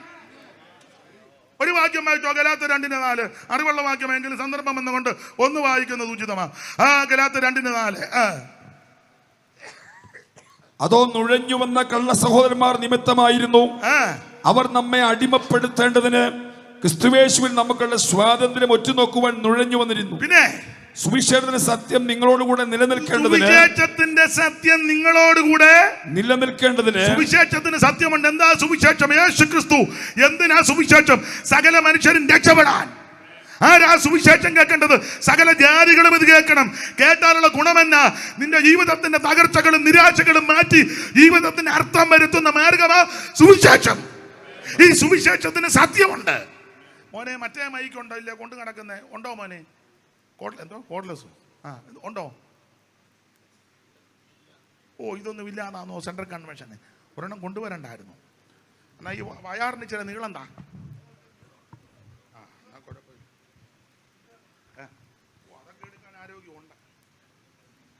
അപ്പൊ ശ്രദ്ധിക്കുക, കവർച്ചക്കാരുടെ കയ്യിൽ നിന്ന് രക്ഷിക്കണം. ദുരുപദേശക്കാര് സഭയ്ക്കകത്ത് വരുമ്പോൾ, ഭാഷണ്ട് ഉപദേശക്കാര് സഭയ്ക്കകത്ത് വരുമ്പോൾ കർക്കശമായി കാര്യം പറഞ്ഞു കൊടുക്കണം. വായിച്ചേ, അതോ നുഴഞ്ഞു വന്ന കള്ള സഹോദരന്മാർ നിമിത്തമായിരുന്നു അവർ നിങ്ങളെ അടിമപ്പെടുത്തേണ്ടതിന് ക്രിസ്തുയേശുവിൽ നമുക്കുള്ള സ്വാതന്ത്ര്യം ഒറ്റുനോക്കുവാൻ നുഴഞ്ഞു വന്നിരിക്കുന്നു. അടുത്ത വാക്യം, സുവിശേഷത്തിന്റെ സത്യം നിലനിൽക്കേണ്ടതിന്. സുവിശേഷത്തിന്റെ സത്യം നിങ്ങളോട് കൂടെ നിലനിൽക്കേണ്ടതിന്. ഞങ്ങൾ നോക്കിയ പദം ഞങ്ങൾ, ബഹുവചനം എന്ന് പറഞ്ഞ എഴുതിയ പൗലോസും ശേഷമുള്ള അപ്പോസ്തലന്മാരും എന്ന് സാരം. ഞങ്ങൾ അവർക്ക് ഒരു നാഴിക പോലും കൊടുത്തില്ലെന്നാ. സ്തോത്രം കൊടുക്കരുത്. ആരോട് പറയാനാ? ഏതപ്പാ കോതമംഗലം. ഈ പെന്തിക്കോസിന് അതിൻ്റെ ഒരു ഉപദേശമുണ്ട്. ചിലവർക്ക് പെന്തിക്കോസിന് ഒന്നുമില്ല, ചുമ്മാ ഇങ്ങനെ കെട്ടടിച്ച് വിട്ടേക്കാണ്. എടാ, ഇതിന് ഉപദേശമുണ്ട്. മാനസാന്തരപ്പെട്ട് യേശു ക്രിസ്തുവിനെ രക്ഷിതാവായി സ്വീകരിക്കണം. വെള്ളത്തിൽ മുങ്ങി പിതാവിൻ്റെയും പുത്രന്റെയും പരിശുദ്ധാത്മാവിൻ്റെയും നാമത്തിൽ സ്നാനപ്പെടണം. പോരാ, അഭിഷേകം പ്രാപിക്കണം. ആ പദമെടുത്ത് ചിലപ്പം ഉടക്കുണ്ടാക്കാൻ വരും. ഉടക്കുണ്ടാക്കുന്നതിന് അവിടെ കിടന്ന് ഉടക്കുണ്ടാക്കും. അഭിഷേകം പ്രാപിക്കണം. കമ്മിറ്റിയിലുള്ളത് സകലതും അഭിഷേകം പ്രാപിക്കണം. സഭയുടെ സെക്രട്ടറി 2 പേരായി ഒരു വാക്കുമായിട്ട് കോഴിക്കാരൻ വരുമ്പോൾ ഞായറാഴ്ച കയറി വന്നാൽ പോരാ, ഈ അഭിഷേകം പ്രാപിക്കണം. പ്രാപിക്കണ്ടേ? നിങ്ങൾ അവരോട് യോജിക്കുകയാണോ? പാട്ടുപാടി ആത്മാവി നിറയുമ്പോൾ ആത്മാവി നിറഞ്ഞ് നൃത്തം ചെയ്ത് ദൈവത്തെ ആരാധിക്കണം.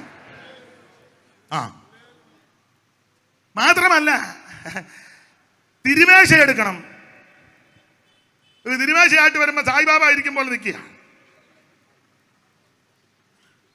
നീ ട്രാഫിക് പോലീസിനെ പോലെ കൈ കാണിക്കാതെ തിരുമേശ എടുക്കണമെന്ന്. ഇത് പെന്തിക്കോസിന്റെ ഉപദേശമാണ്. ചിലടത്ത് വല്ലകാലത്തും ഒക്കെ ഉള്ളു തിരുമേശ, ഒന്നുമില്ല. ഒരാളോട് ചോദിച്ചു പറഞ്ഞു ആരെടുക്കാനാണ്, ബാക്കി വരുന്ന അപ്പം ഞാനും അവളും കൂടെ തന്നെ തിന്നുകയാണ്.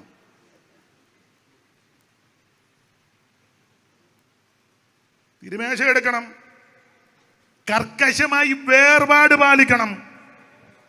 ലോകത്തിന്റെ കൂത്തിലും ലോകത്തിന്റെ ആഡംബരത്തിലും ലോകമോഹങ്ങളുടെ പുറകെ പോയി ആയുസ് കളയരുത്. പെന്തിക്കോസ് ഉപദേശമാ. വേർപാടുണ്ട്. ഇതൊന്നും ഇപ്പൊ പറയാനൊക്കത്തില്ല, കൺവെൻഷനും പറയാനൊക്കെ, മിണ്ടാനൊക്കത്തില്ല.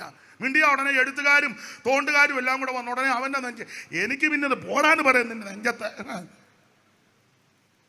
ഞാനും ഈ രണ്ടും കൽപ്പിച്ചാണ് ഇറങ്ങിയേക്കുന്നത്. നിങ്ങളാരും പറയേണ്ടതൊക്കെ ഞാൻ പരുവത്തിന് പറഞ്ഞോളാം. നിങ്ങൾ പറഞ്ഞ യുവമാരെല്ലാം കൂടെ നിങ്ങളെ എടുത്ത് ഇണ്ടനടിക്കും. എനിക്ക് പിന്നെ ഇതൊന്നും വിഷയമല്ല. ഞാനും കൊതുക് പോകുന്നത് പോലെ ഒന്നേ കുടിച്ചിയാകുമില്ലേ അടിച്ചിയാകുമെന്നും പറഞ്ഞ് ഇതിന് ഉപദേശമുണ്ട്. ഇത് കർക്കശ വേർപാടാ. ഒരു വാക്യം വായിച്ച് ലേവ്യ പുസ്തകം 18:1 വായിരേ. ലേവ്യ പുസ്തകം 18:1. ഇതൊക്കെ നമുക്ക് അറിവുള്ള വാക്യമെങ്കിലും ഒന്ന് ഓർപ്പിക്കുക. വായിച്ചോ.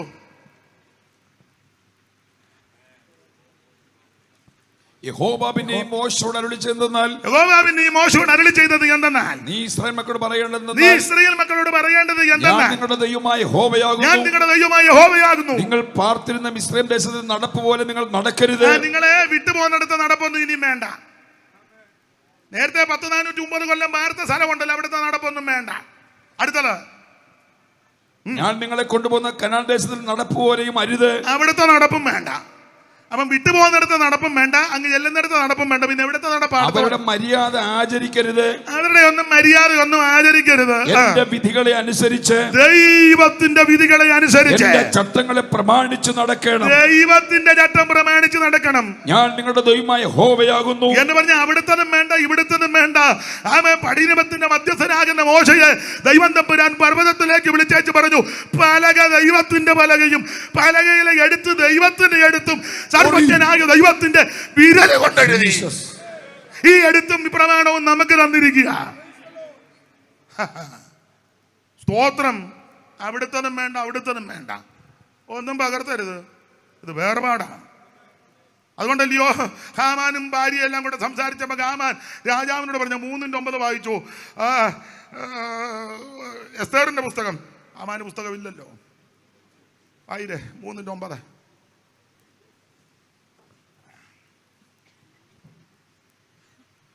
രാജാവിന് സമ്മതമുണ്ടെങ്കിൽ 3:8 മുതൽ വായിച്ചു. പിന്നെ ഹാമാൻ അഹശ്വേരോശ് രാജാവിനോട് രാജ്യത്തിലെ സകല സംസ്ഥാനങ്ങളിലുമുള്ള ജാതികളുടെ ഇടയിൽ ഒരു ജാതി ചിഹ്നിച്ചതറിക്കിടക്കുന്നു. അടുത്തത് അവരുടെ ന്യായപ്രമാണങ്ങൾ മറ്റുള്ള സകല ജാതികളുടേതിനോടും വ്യത്യാസപ്പെട്ടിരിക്കുക. എന്നെ കേൾക്കുന്ന ബഹുമാന്യ ദൈവമക്കള്, ഇത് വേർപാടിന്റെ ഉപദേശമാണ്. നാട്ടുകാരെ പോലെ മറ്റുള്ളവരെ പോലെ നടക്കാനും പോകാനും ഇരിക്കാനും കുടിക്കാനും കടിക്കാനും ആടാനും പേടാനും കൂടാനും ഒന്നും നിനക്ക് പ്രവേണമില്ലെന്ന്. ഇത് 28 കെട്ടിനും മാമോദിക്കായും ആണ്ടിയാത്തത്തിനും പഴുത്തനാറടിയന്ത്രത്തിനും നെയ്യപ്പം ചൂടാനും ആണ്ട് കൂടാനും പിന്നെ ബർത്ത്ഡേ വെഡിങ് ആനിവേഴ്സറി പിന്നെന്തുവാ സപ്തതി ഷഷ്ടി കുന്തം കോടാലി ഇതെല്ലാം കഴിഞ്ഞേച്ച് ഞായറാഴ്ച ചെങ്ങാടം തള്ളിക്കൊണ്ട് വരുമ്പോൾ വരിക സഭായത്തിന്. കൈയടിക്കുവാതില്ല, പാടുവാതില്ല, പ്രാർത്ഥിക്കുവാതില്ല, തോണ്ടി മാന്തി ഇരിക്കുക. ഇതൊന്നും എല്ലാവർക്കും ഇഷ്ടപ്പെടുകയില്ലെന്ന് എൻ്റെ വ്യാസമുട്ടലെല്ലാം പോയി. ദൈവത്തിന് മഹത്വം. പെന്തിക്കോസിന് ഉപദേശം ഉണ്ടെന്നായി പറഞ്ഞത്. ഇത് വേർപാട് ഉപദേശമാണ്. കർക്കശമായി വേർപാട് പാലിക്കണം. അവരെ ചേർക്കാനായി യേശു വീണ്ടും വരുന്നത്. പ്രാർത്ഥനയാലും അവൻ സ്തോത്രം കൂട്ടായ്മയും അവയൊക്കെ കഴിച്ച് കർക്കശ ഉപദേശമാണ്. ഇതിന് വില കൊടുത്തവരും കഷ്ടം സഹിച്ചവരും പങ്കപ്പാടുപെട്ടവരൊക്കെ ഉണ്ടെന്ന്. ദൈവത്തിന് മഹത്വം. ഞാൻ ആ ഭാഗമെല്ലാം അങ്ങ് വിടുക. കവർച്ചക്കാരുടെ കയ്യിൽ നിന്ന് രക്ഷിക്കാൻ തിരഞ്ഞെടുത്തവൻ കടങ്കഥയും പറഞ്ഞ് സമയം കളയുക. അതുകൊണ്ട് ദൈവം തമ്പുരാൻ ഇവരെ ശത്രുവിന്റെ കയ്യിൽ ഏൽപ്പിച്ചു. ഒടുവിൽ ഇവരെ ഭരിക്കുവാൻ രാജാക്കന്മാരെ ഏൽപ്പിച്ചു. ഇവർ രാജാക്കന്മാരെ ശടിച്ചു ചോദിച്ചു. ദൈവം ഒരു രാജാവിനെ ആരംഭത്തിൽ കൊടുത്തു. ബെന്യാമീൻ ഗോത്രത്തിൽ കീശിന്റെ മകൻ ശൗൽ എല്ലാവരെക്കാളും തോൾപ്പൊക്കമുള്ളവൻ. നശിക്കാനാണെങ്കിലും കൊടുത്തപ്പോൾ നല്ലതിനെയാ കൊടുത്തത്. ഹോശേയപ്പുറത്ത് വായിക്കുന്നത് കോപത്തിൽ കൊടുത്തെന്നാ.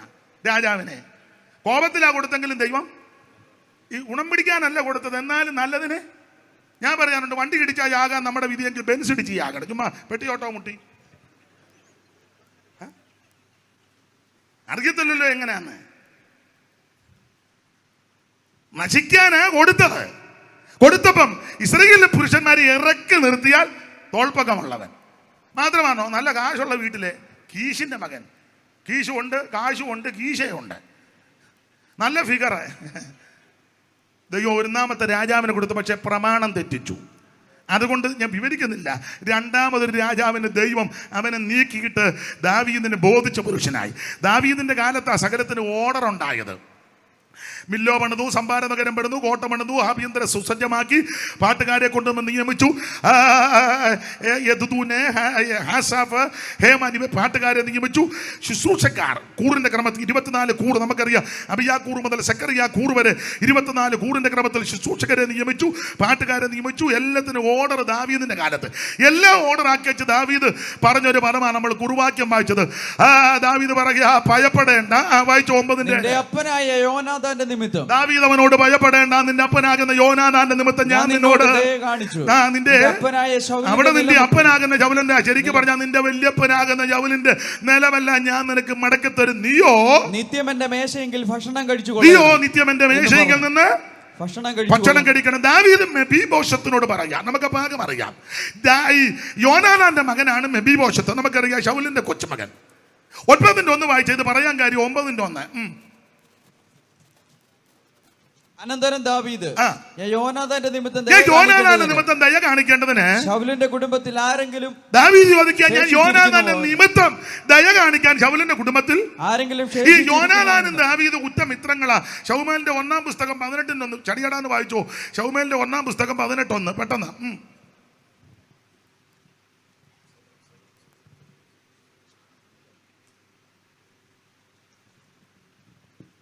അവൻ ശൗലിനോട് സംസാരിച്ചു തീർന്നപ്പോൾ യോനാഥാന്റെ മനസ്സ് ദാവീദിന്റെ മനസ്സോട് പറ്റിച്ചേരാൻ കാര്യമുണ്ട്. 17-ാം അധ്യായത്തിലെ ശുശ്രൂഷ എന്തുവാ? 17-ലെ ശുശ്രൂഷ.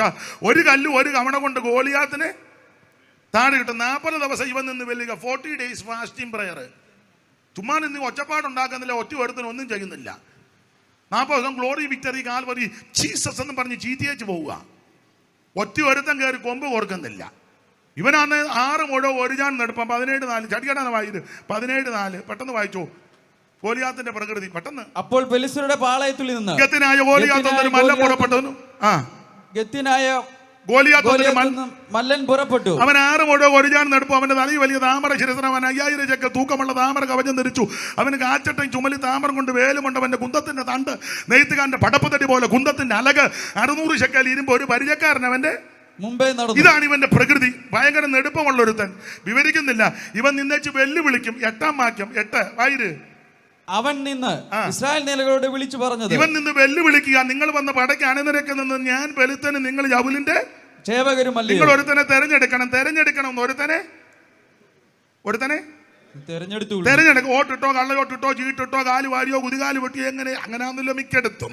അതുപോട്ടെ, നിങ്ങൾ ഒരുത്തനെ തെരഞ്ഞെടുത്ത് അവനെ എന്റെ അടുക്കലോട്ട് ഇറങ്ങി വരട്ടെ. ഞങ്ങൾ തമ്മിൽ ഫൈറ്റ് ചെയ്യും. ഞാൻ അവനെ തോൽപ്പിച്ചാൽ നിങ്ങളല്ല ഞങ്ങൾക്കടിമ, അല്ല അവൻ എന്നെ തോൽപ്പിച്ചാൽ ഞങ്ങളല്ല നിങ്ങൾക്കടിമ. ഇങ്ങനെ വെല്ലുവിളിച്ചപ്പോൾ എന്തോ സംഭവിച്ചു. 24 വായിര്.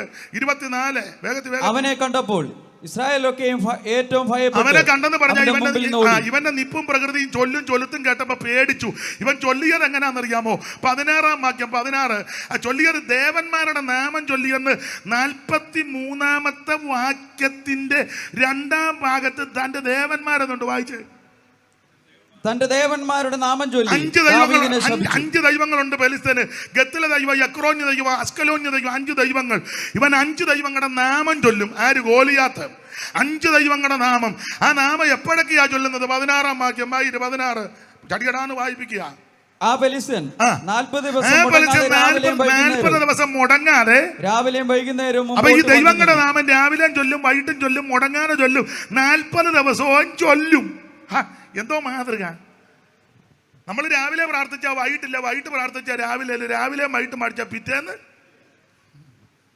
ശാശാന്നേലും എന്ത് ഓർഡറിലാ കാര്യം കൊണ്ടുപോകുന്നത്.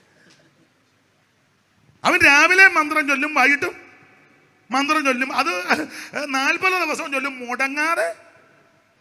നമുക്ക് മഴക്കാറ് കണ്ടാൽ മതി, ഉടനെ പറയും ഇന്ന് മിക്കവാറും യോഗം നടക്കാൻ സാധ്യത. ഒന്നും വിവരിക്കുന്നില്ല ഞാൻ. ഇവൻ എന്ത് മാതൃകാപരമാണ്. മാത്രമാണോ ഈ ദൈവങ്ങളുടെ നാമം ചൊല്ലുന്ന പമ്മി ഇരുന്ന് ചൊല്ലുകയല്ല.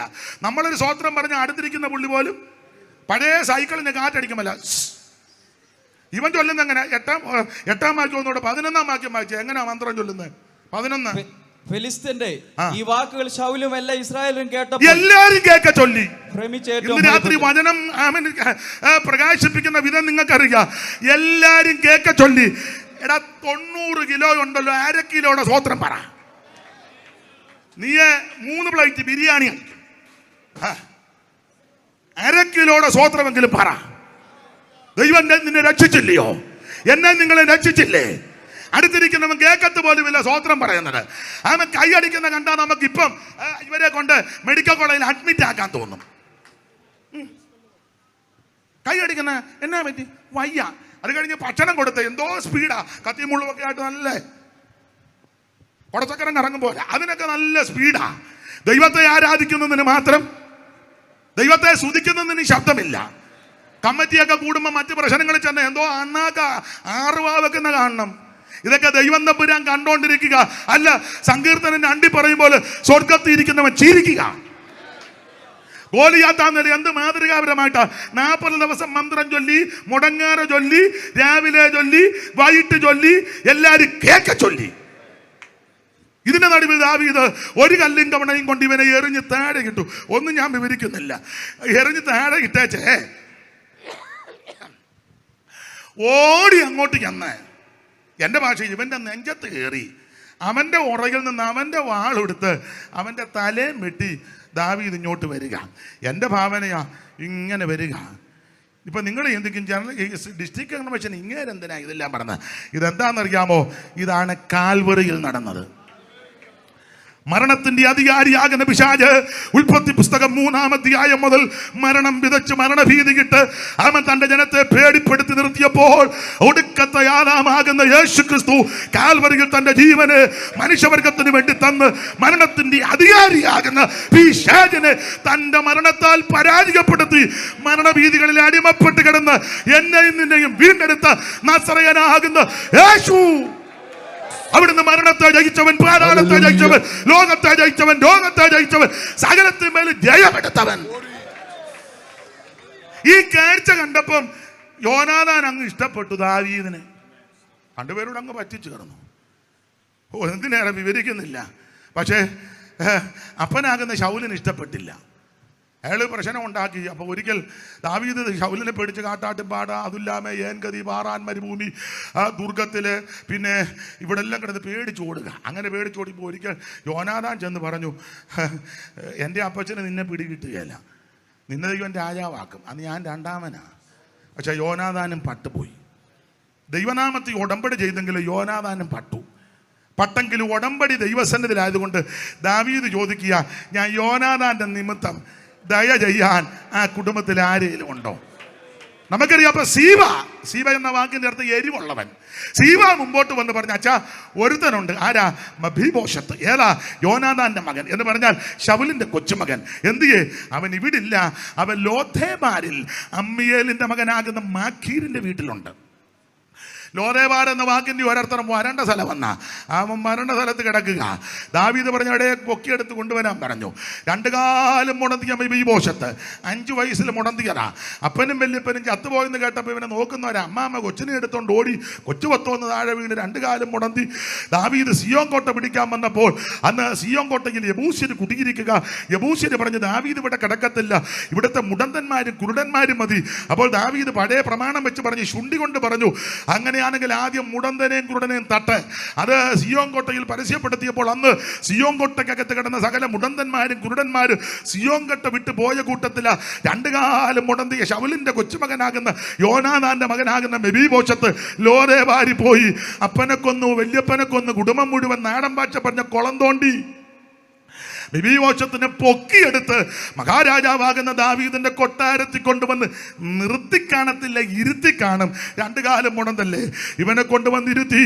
ഇവൻ കൊട്ടാരവും പരിസരവും രാജാക്കന്മാരെയും പരിചാരകന്മാരെയും മന്ത്രിപുങ്കവന്മാരെയും സദസ്സും അബീശായി, യോവാബ്, അബ്നേര് എന്ന് വേണ്ട അസാഹയിലെ കാട്ടുകലയെ പോലെ ശീഘ്രഗാമിയായവര് എന്ന് വേണ്ട മിടുമിടുക്കന്മാരെല്ലാം കൂടെ നിൽക്കുന്ന സദസ്സ്. ഇവൻ ഈ സദസ്സ് കണ്ട് അകവാള് വെട്ടിപ്പോയി. ഇവൻ ചിന്തിച്ചത്, ദൈവമേ, അപ്പനെ കൊന്ന് വല്യപ്പനെ കൊന്ന് കുളം തോണ്ടി 2 കാലം മുടന്തി വരണ്ട സ്ഥലമാകുന്ന ലോദേബാരി കിടന്നിട്ട് കിടത്തത്തില്ലയോ, പൊക്കിക്കൊണ്ടുവന്ന് ഇരുത്തിയിരിക്കുക. ഓടാനും ഒക്കത്തില്ല, ചാടാനും ഒക്കത്തില്ല, മിണ്ടാനും പറ്റുന്നില്ല. കൊല്ലാനാന്നോ കണ്ടിക്കാനാന്നോ അറക്കാനാന്നോ മുടിക്കാനാന്നോ ഇവന്റെ അകത്ത് ഭീതി കയറിയപ്പോൾ മുഖത്ത് പ്രതിഫലിച്ചു. മുഖം കണ്ടപ്പോൾ ദാവീദിന് മനസ്സിലായി ഇവൻ പേടിച്ചരണ്ടിരിക്കുക. അങ്ങനെ ഭയപ്പെട്ടിരുന്ന മെഫീബോശത്തിനോട് പറയാ, പേടിക്കണ്ട, ഭയപ്പെടേണ്ട, നിന്നെ കൊല്ലാൻ കൊണ്ടുവന്നതല്ല, നിന്റെ പിതാവിന്റെ പിതൃസ്വത്ത് ഇന്ന് രാത്രി തിരിച്ചു തരികയാണ് എന്ന് പറഞ്ഞാൽ നിന്റെ വല്യപ്പനാകുന്ന ശൗല് അവൻ നഷ്ടപ്പെടുത്തിയ പിതൃസ്വത്ത് ഇന്ന് രാത്രി നിനക്ക് തിരികെ തരികയാ. ഞാൻ വ്യാഖ്യാനിക്കുന്നതിൽ ഓടിച്ചു നിർത്തുക.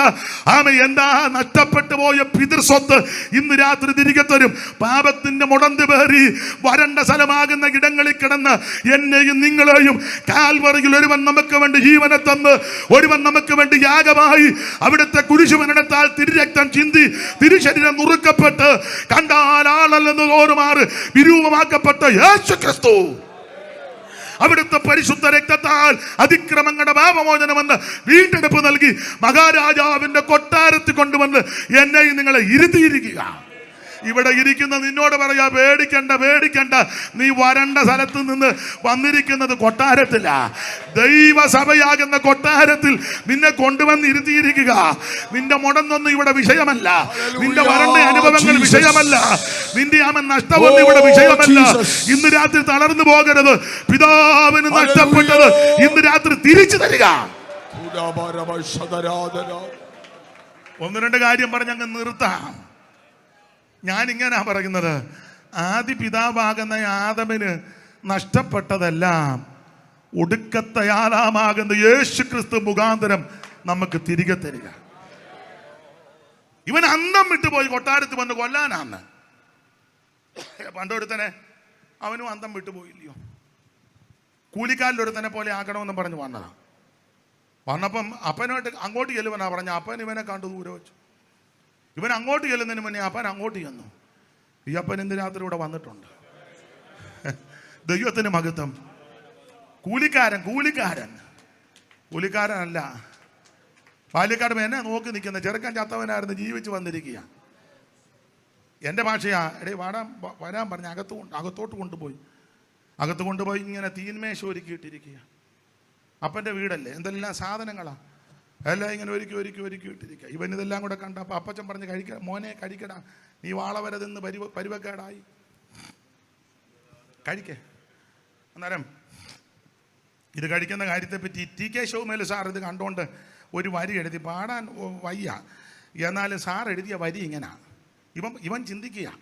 അപ്പച്ചൻ പറഞ്ഞേടാ കഴിയടാ, കഴിഞ്ഞ ആഴ്ച എല്ലാം വാളവര കുട്ടം പന്നി നിന്നെ തട്ടി പരുവക്കേടായി, പന്നിയുടെ മുക്കറായും എല്ലാം ഏറ്റ്, നീ കഴിക്കേ. അപ്പോൾ ഇവന് കണ്ടപ്പോൾ ഇങ്ങനെ ഒത്തിരി വിഭവങ്ങൾ ഇതിനകത്ത് വെച്ചിരിക്കും. ഈ വീട്ടിലെ ദൈവസഭയാകുന്ന വീട്ടിലെ ഒത്തിരി വിഭവങ്ങളുണ്ടെന്ന്. എന്തൊക്കെയാ വിഭവം? ഒന്ന് വായിച്ചോ, 14:26 കൊരിന്ത്യർക്ക് എഴുതിയ 1-ാം ലേഖനം 14:26. ഇതിനകത്ത് ഒത്തിരി വിഭവം ഉണ്ടെന്ന്. അല്ല ഓടിയുടെ കാല് മാത്രമല്ല. ആയിരേ നമുക്ക് 2 ഉണക്ക ചപ്പാത്തി ഇത് കഴിഞ്ഞ് അത് എഴുന്നേറ്റ് നിന്ന് കടിക്കുകയും ചെയ്യണം. ഇതിവിടെ ഇഷ്ടം പോലെ വിഭവമുണ്ട്. ആകയാൽ എന്ത് സഹോദരന്മാരെ, നിങ്ങൾ കൂടി വരുമ്പോൾ, ദൈവസഭയാകുന്ന ഈ സൗധത്തിൽ കൂടി വരുമ്പോൾ ഓരോരുത്തരും സങ്കീർത്തനമുണ്ട്. അതൊക്കെ ഇതിനകത്ത് വിഭവങ്ങളാ. സങ്കീർത്തനമുണ്ട്, ഉപദേശമുണ്ട്, വെളിപ്പാടുണ്ട്, അന്യഭാഷയുണ്ട്, വ്യാഖ്യാനമുണ്ട്. സകലവും ആത്മീയ വർധനയ്ക്ക് എല്ലാം ഒത്തിരി വിഭവങ്ങളുള്ള സ്ഥലത്താണ് നമ്മളെ കൊണ്ടുവന്നിരിക്കുന്നത്. നീ വരണ്ട സ്ഥലത്തിൽ നിന്ന് ദൈവം നിന്നെ കൊണ്ടുവന്നത് എത്തേണ്ട സ്ഥലത്താണ് എത്തിയിരിക്കുന്നത്. അപ്പോൾ ഞാൻ പറഞ്ഞതെല്ലാം കഴിക്കാൻ അവനുടനെ അവിടെ നിന്ന് പാടുന്നത് ടികേഷ് എഴുതി പാടാൻ വയ്യെങ്കിലും പറഞ്ഞു വിടാം. ഇന്നു ഞാൻ നിന്നോടൊത്തു പന്തിയിൽ മോദമായി ഇന്നു ഞാൻ നിന്നോടൊത്തു പന്തിയിൽ മോദമായി വന്നു തിന്നു തൃപ്തനായി എത്രയോ ഭാഗ്യവാൻ പന്നി തിന്ന ഭോജവും അന്നു ഞാൻ കൊതിച്ചത്. പന്നി തിന്ന ഭോജവും അന്ന് ഞാൻ കൊതിച്ചത് എന്തേക്കുമോയ് മറന്നുപോയി. ദേവാ കൃപയൊന്നിനാൻ തവ സുതനായി ഞാൻ കൃപയുള്ള യഹോവേ ദേവാ മമ്മ നല്ല പിതാവേ ദേവാ. അപ്പൊ ശ്രദ്ധിക്കുക, ഇവനെ വിടുന്നുണ്ട് പാടുക. ഇന്ന് ഞാൻ നിന്നോടൊത്ത് പന്തിയിൽ മോദമായി. പന്നി തിന്ന ഭോജ്യം, ആ പന്നി നിന്ന ഭോജ്യത്തിൽ നിന്നും പന്നിയുടെ ഇടയിൽ നിന്നും നിന്നെ തെരഞ്ഞെടുത്ത് കൊണ്ടുവന്ന് അപ്പന്റെ ഭവനത്തിലാക്കി. നഷ്ടപ്പെട്ടതെല്ലാം തിരികെ തരിക. ഈ സംഭവത്തെ പറ്റി 3 പേര്, നിങ്ങൾ സന്തോഷത്തിന് പാട്ടറിയായിരിക്കും, 3 പേര് പാട്ടെഴുതി ഈ വിഷയം. അതിൽ ഒന്ന് TKS എഴുതിയ പാട്ടാണ്. ഒന്ന് മധുരഗായകൻ എമ്മി ചെറിയാച്ചൻ. ഇവന്റെ ആ വരവും എല്ലാം കൂടെ കണ്ട് എമ്മി ചെറിയാച്ചൻ ഇത് കണ്ടതുപോലെ ഇവൻ പരുവക്കേടി വരിക. കെട്ട മകനെ പോലെ ദുഷ്ട വഴികളിൽ അനിഷ്ടം ഞാൻ നടന്നു. ആ കെട്ട മകനെ പോലെ ദുഷ്ട വഴികളിൽ അനിഷ്ടം ഞാൻ നടന്നു. എന്നെ കെട്ടിപ്പിടിച്ചു മുത്തമിട്ടങ്ങ് സ്വീകരിപ്പാൻ ഇഷ്ടപ്പെടുന്നപ്പന എന്നും എന്നെന്നും എന്നുടയവൻ മാറാതെ കൃപ തീരാതെ എന്നെന്നും എന്നുടയവൻ മാറാതെ കൃപ തീരാതെ എല്ലാം തുലച്ചു നീച്ച പന്നിയിൽ തീറ്ററിന്നു വല്ലാതെ നാൾ കഴിച്ചു. എല്ലാം തുലച്ചു നീച്ച പന്നിയിൽ തീറ്ററിന്നു വല്ലാതെ നാൾ കഴിച്ചു. എന്നെ തള്ളാതെ മേത്തരമീയും മോതിരവും എല്ലാം തരുന്നപ്പനാ എന്നെ തള്ളാതെ മേത്തരമീയും മോതിരവും തരുന്നപ്പനാ എന്നും എന്നെന്നും എന്നുടയവൻ മാറാതെ കൃപ തീരാതെ. അപ്പൊ ശ്രദ്ധിക്കുക, TKS പാടിയത് പന്നി തിന്ന ഭോജ്യം അന്ന് ഭുജിച്ചതെല്ലാം ഓർത്തു. എമ്മി ചെറിയാച്ചൻ പാടുക എല്ലാം തുലച്ച് നീച്ച പന്നിയും തീറ്റ നിന്ന് വല്ലാതെ. ഇച്ചിരി സമയം കൂടെ കഴിഞ്ഞാൽ നിർത്തുള്ളൂ, എൻ്റെ ജിബായിലങ്ങ് പിടിച്ച് വലിക്കരുത്.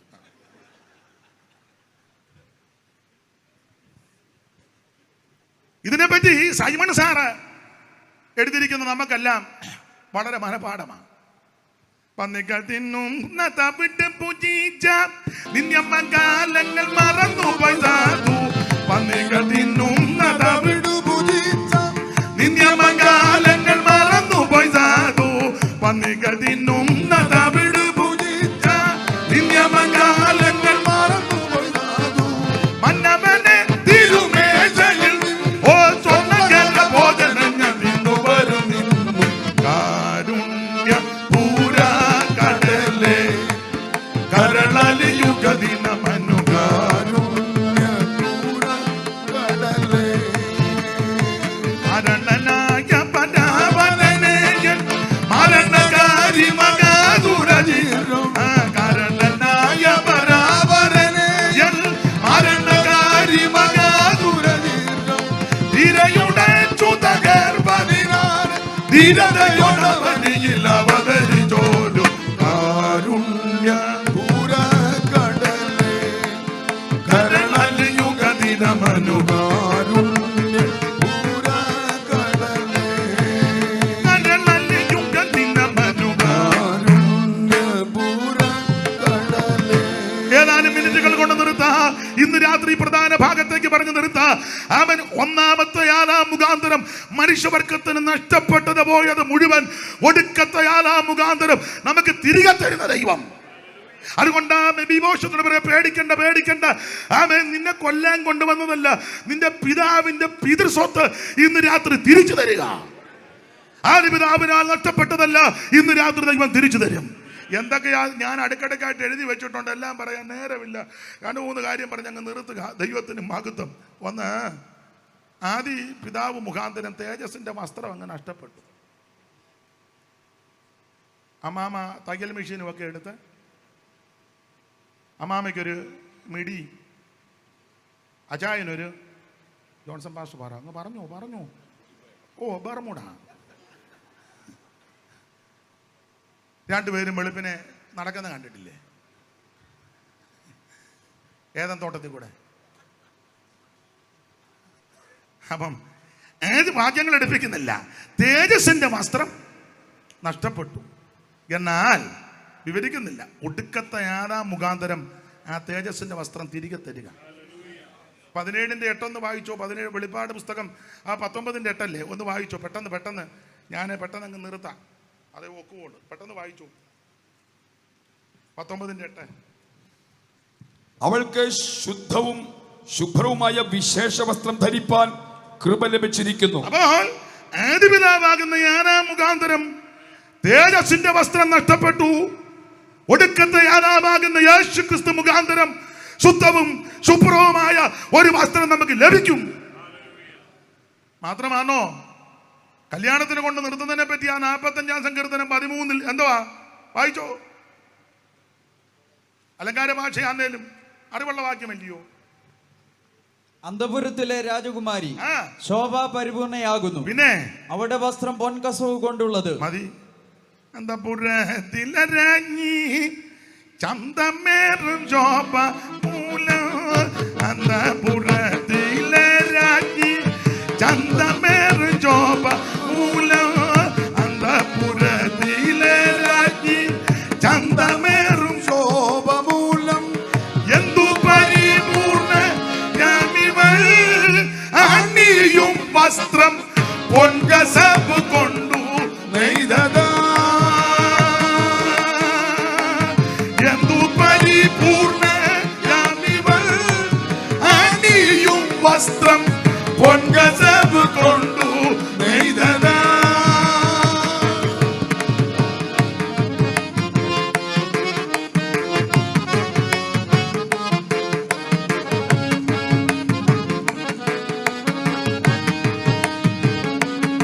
അപ്പൊ ശ്രദ്ധിക്കുക, പിതാവിനാൽ നഷ്ടപ്പെട്ടത് ഇന്ന് രാത്രി തിരിച്ചു തരും. ഏതൻ തോട്ടത്തിൽ വെച്ച് നഷ്ടപ്പെട്ടു പോയ തേജസ്സിന്റെ വസ്ത്രം കാൽവരിയിൽ ഒരുവൻ ജീവനെ തന്നത് കൊണ്ട് നമുക്ക് തിരികെ കിട്ടി. Price the Lord. 2, അധികാരം നഷ്ടപ്പെട്ടു. ഒരിക്കൽ അധികാരമുണ്ട്, അതുകൊണ്ടല്ലയോ ആദമിന്റെ മുമ്പിൽ കൂടെ മൃഗത്തെ എല്ലാം കൂടെ പിന്നെ ആന പേരിടാൻ പറഞ്ഞ് ആന മുമ്പൊക്കെ തലോടിച്ച് പറഞ്ഞ് ആന ഒരു കൂടെ ആന ഒന്ന് തലോടി വെച്ച്. ഇപ്പം 3 ചെന്നില്ല, കൊമ്പനുണ്ടല്ലോ, ഒന്ന് എല്ലാവോ അതാ പേരിട്ട് ഞങ്ങളുടെ വല്യപ്പൻ പേരിട്ട് ഇങ്ങോട്ട് വാടാ പേരിടാം ഒത്തു. അധികാരമെല്ലാം പോയി.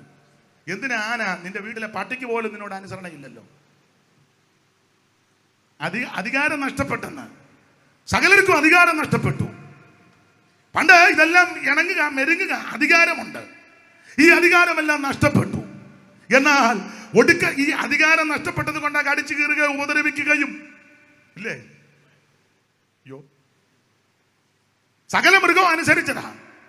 കരടി, പുലി, കടുവ ഇതിനെല്ലാം പേരിട്ട്, എൻ്റെ ഭാഷയാ, ഇതെല്ലാം ആദാമിന്റെ മുമ്പിൽ കൂടെ എല്ലാത്തിനും പേരിട്ട് കടുവ, കരടി, പുലി, പുള്ളി അധികാരമുള്ളത് കൊണ്ടൊന്നും എതിർക്കുന്നില്ല. ഇപ്പോഴോ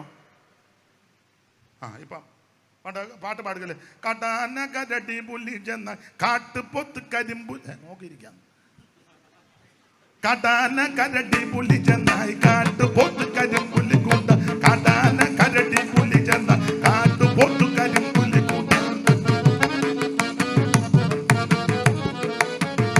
കാട്ടാന കരടി പുലി ചെന്നായി കാട്ടുപൊത്ത് കരിമ്പുലി കൂട്ട, കണ്ടാലെന്നെ പിടിച്ചവർ തിന്നും അയ്യോ ചതി ചെയ്യല്ലേ, കണ്ടാലെന്നെ പിടിച്ചവർ തിന്നും അയ്യോ ചതി.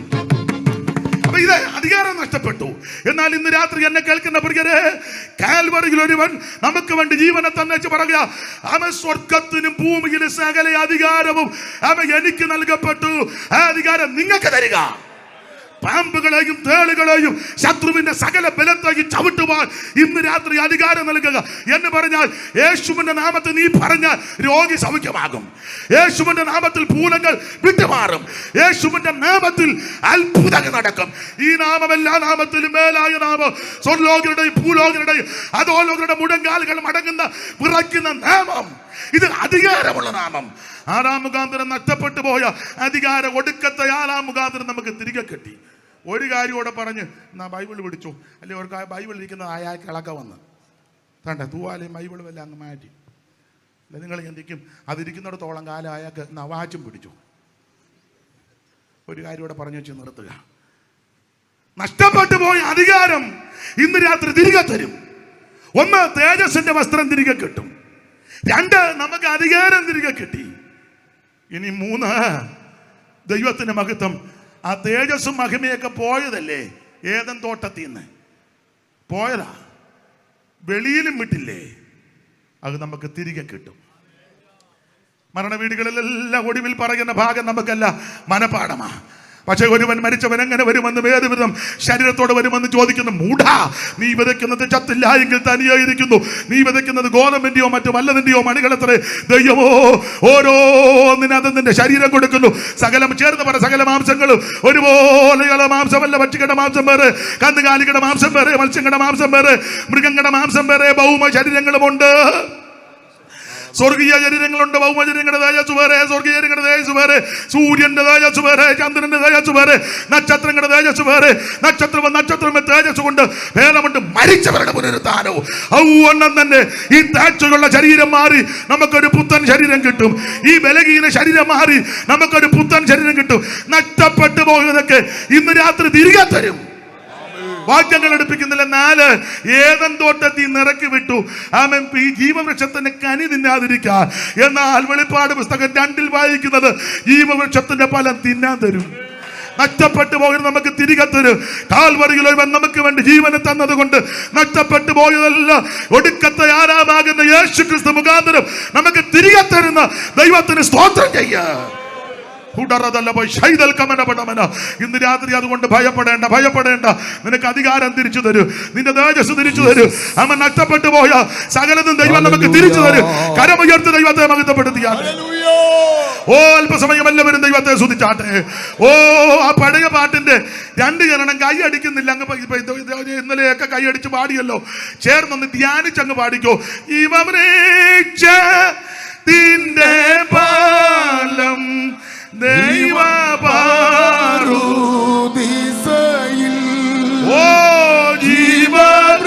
ചേർന്ന് പാട് പ്രത്യാശയോടെ. ദൈവപാരുദിസയിൽ ജീവവൃക്ഷത്തിന്റെ ഫലം ദൈവപാരുദിസയിൽ. കരമുയർത്തി ദൈവത്തെ മഹത്വപ്പെടുത്താം. ഇതുവരെയും എന്നെ കേട്ടിരുന്ന ആദരണീയ കർത്തദാസന്മാർക്കും പ്രാർത്ഥിച്ച് സഹായിച്ചവർക്കും മാന്യ ദൈവമക്കൾക്കും ഗായക സംഘത്തിനുമെല്ലാം ഓൺലൈനിലുള്ളവർക്കും നന്ദി. 1 മിനിറ്റ് ഒന്ന് എഴുന്നേറ്റ് നിൽക്കാൻ പറ്റുമോ? ദയവായി ഇറങ്ങി പോകരുത്. 1 മിനിറ്റ് ഒക്കുന്നെങ്കിൽ പ്രായമുള്ളവരെ അച്ഛൻ എഴുന്നേക്കണ്ട. ആ പ്രായമുള്ളവരെ ക്ഷീണിതരെ അവിടെ ഇരുന്നു. അക്കാര്യങ്ങളൊന്ന് വീശി ദൈവത്തെ മഹത്വപ്പെടുത്താം. ഇന്നും എന്നേക്കും കരങ്ങൾ വീശി ക്രിസ്തുവിൻ കൂടെ പാർക്കും നമ്മളെല്ലാം. ഒരിക്കൽ കൂടെ ഇന്നും എന്നേക്കും ക്രിസ്തുവിൻ കൂടെ പാർക്കും നമ്മളെല്ലാം. കാണിച്ച് കാക്കുമാറാകട്ടെ. യഹോവ തിരുമുഖം നിങ്ങളുടെ മേൽ പ്രകാശിപ്പിച്ച് നിങ്ങളോട് കൃപയുള്ളവനാകട്ടെ. യഹോവ തിരുമുഖം നിങ്ങളുടെ മേൽ ഉയർത്തി നിങ്ങൾക്ക് സമാധാനം നൽകുമാറാകട്ടെ.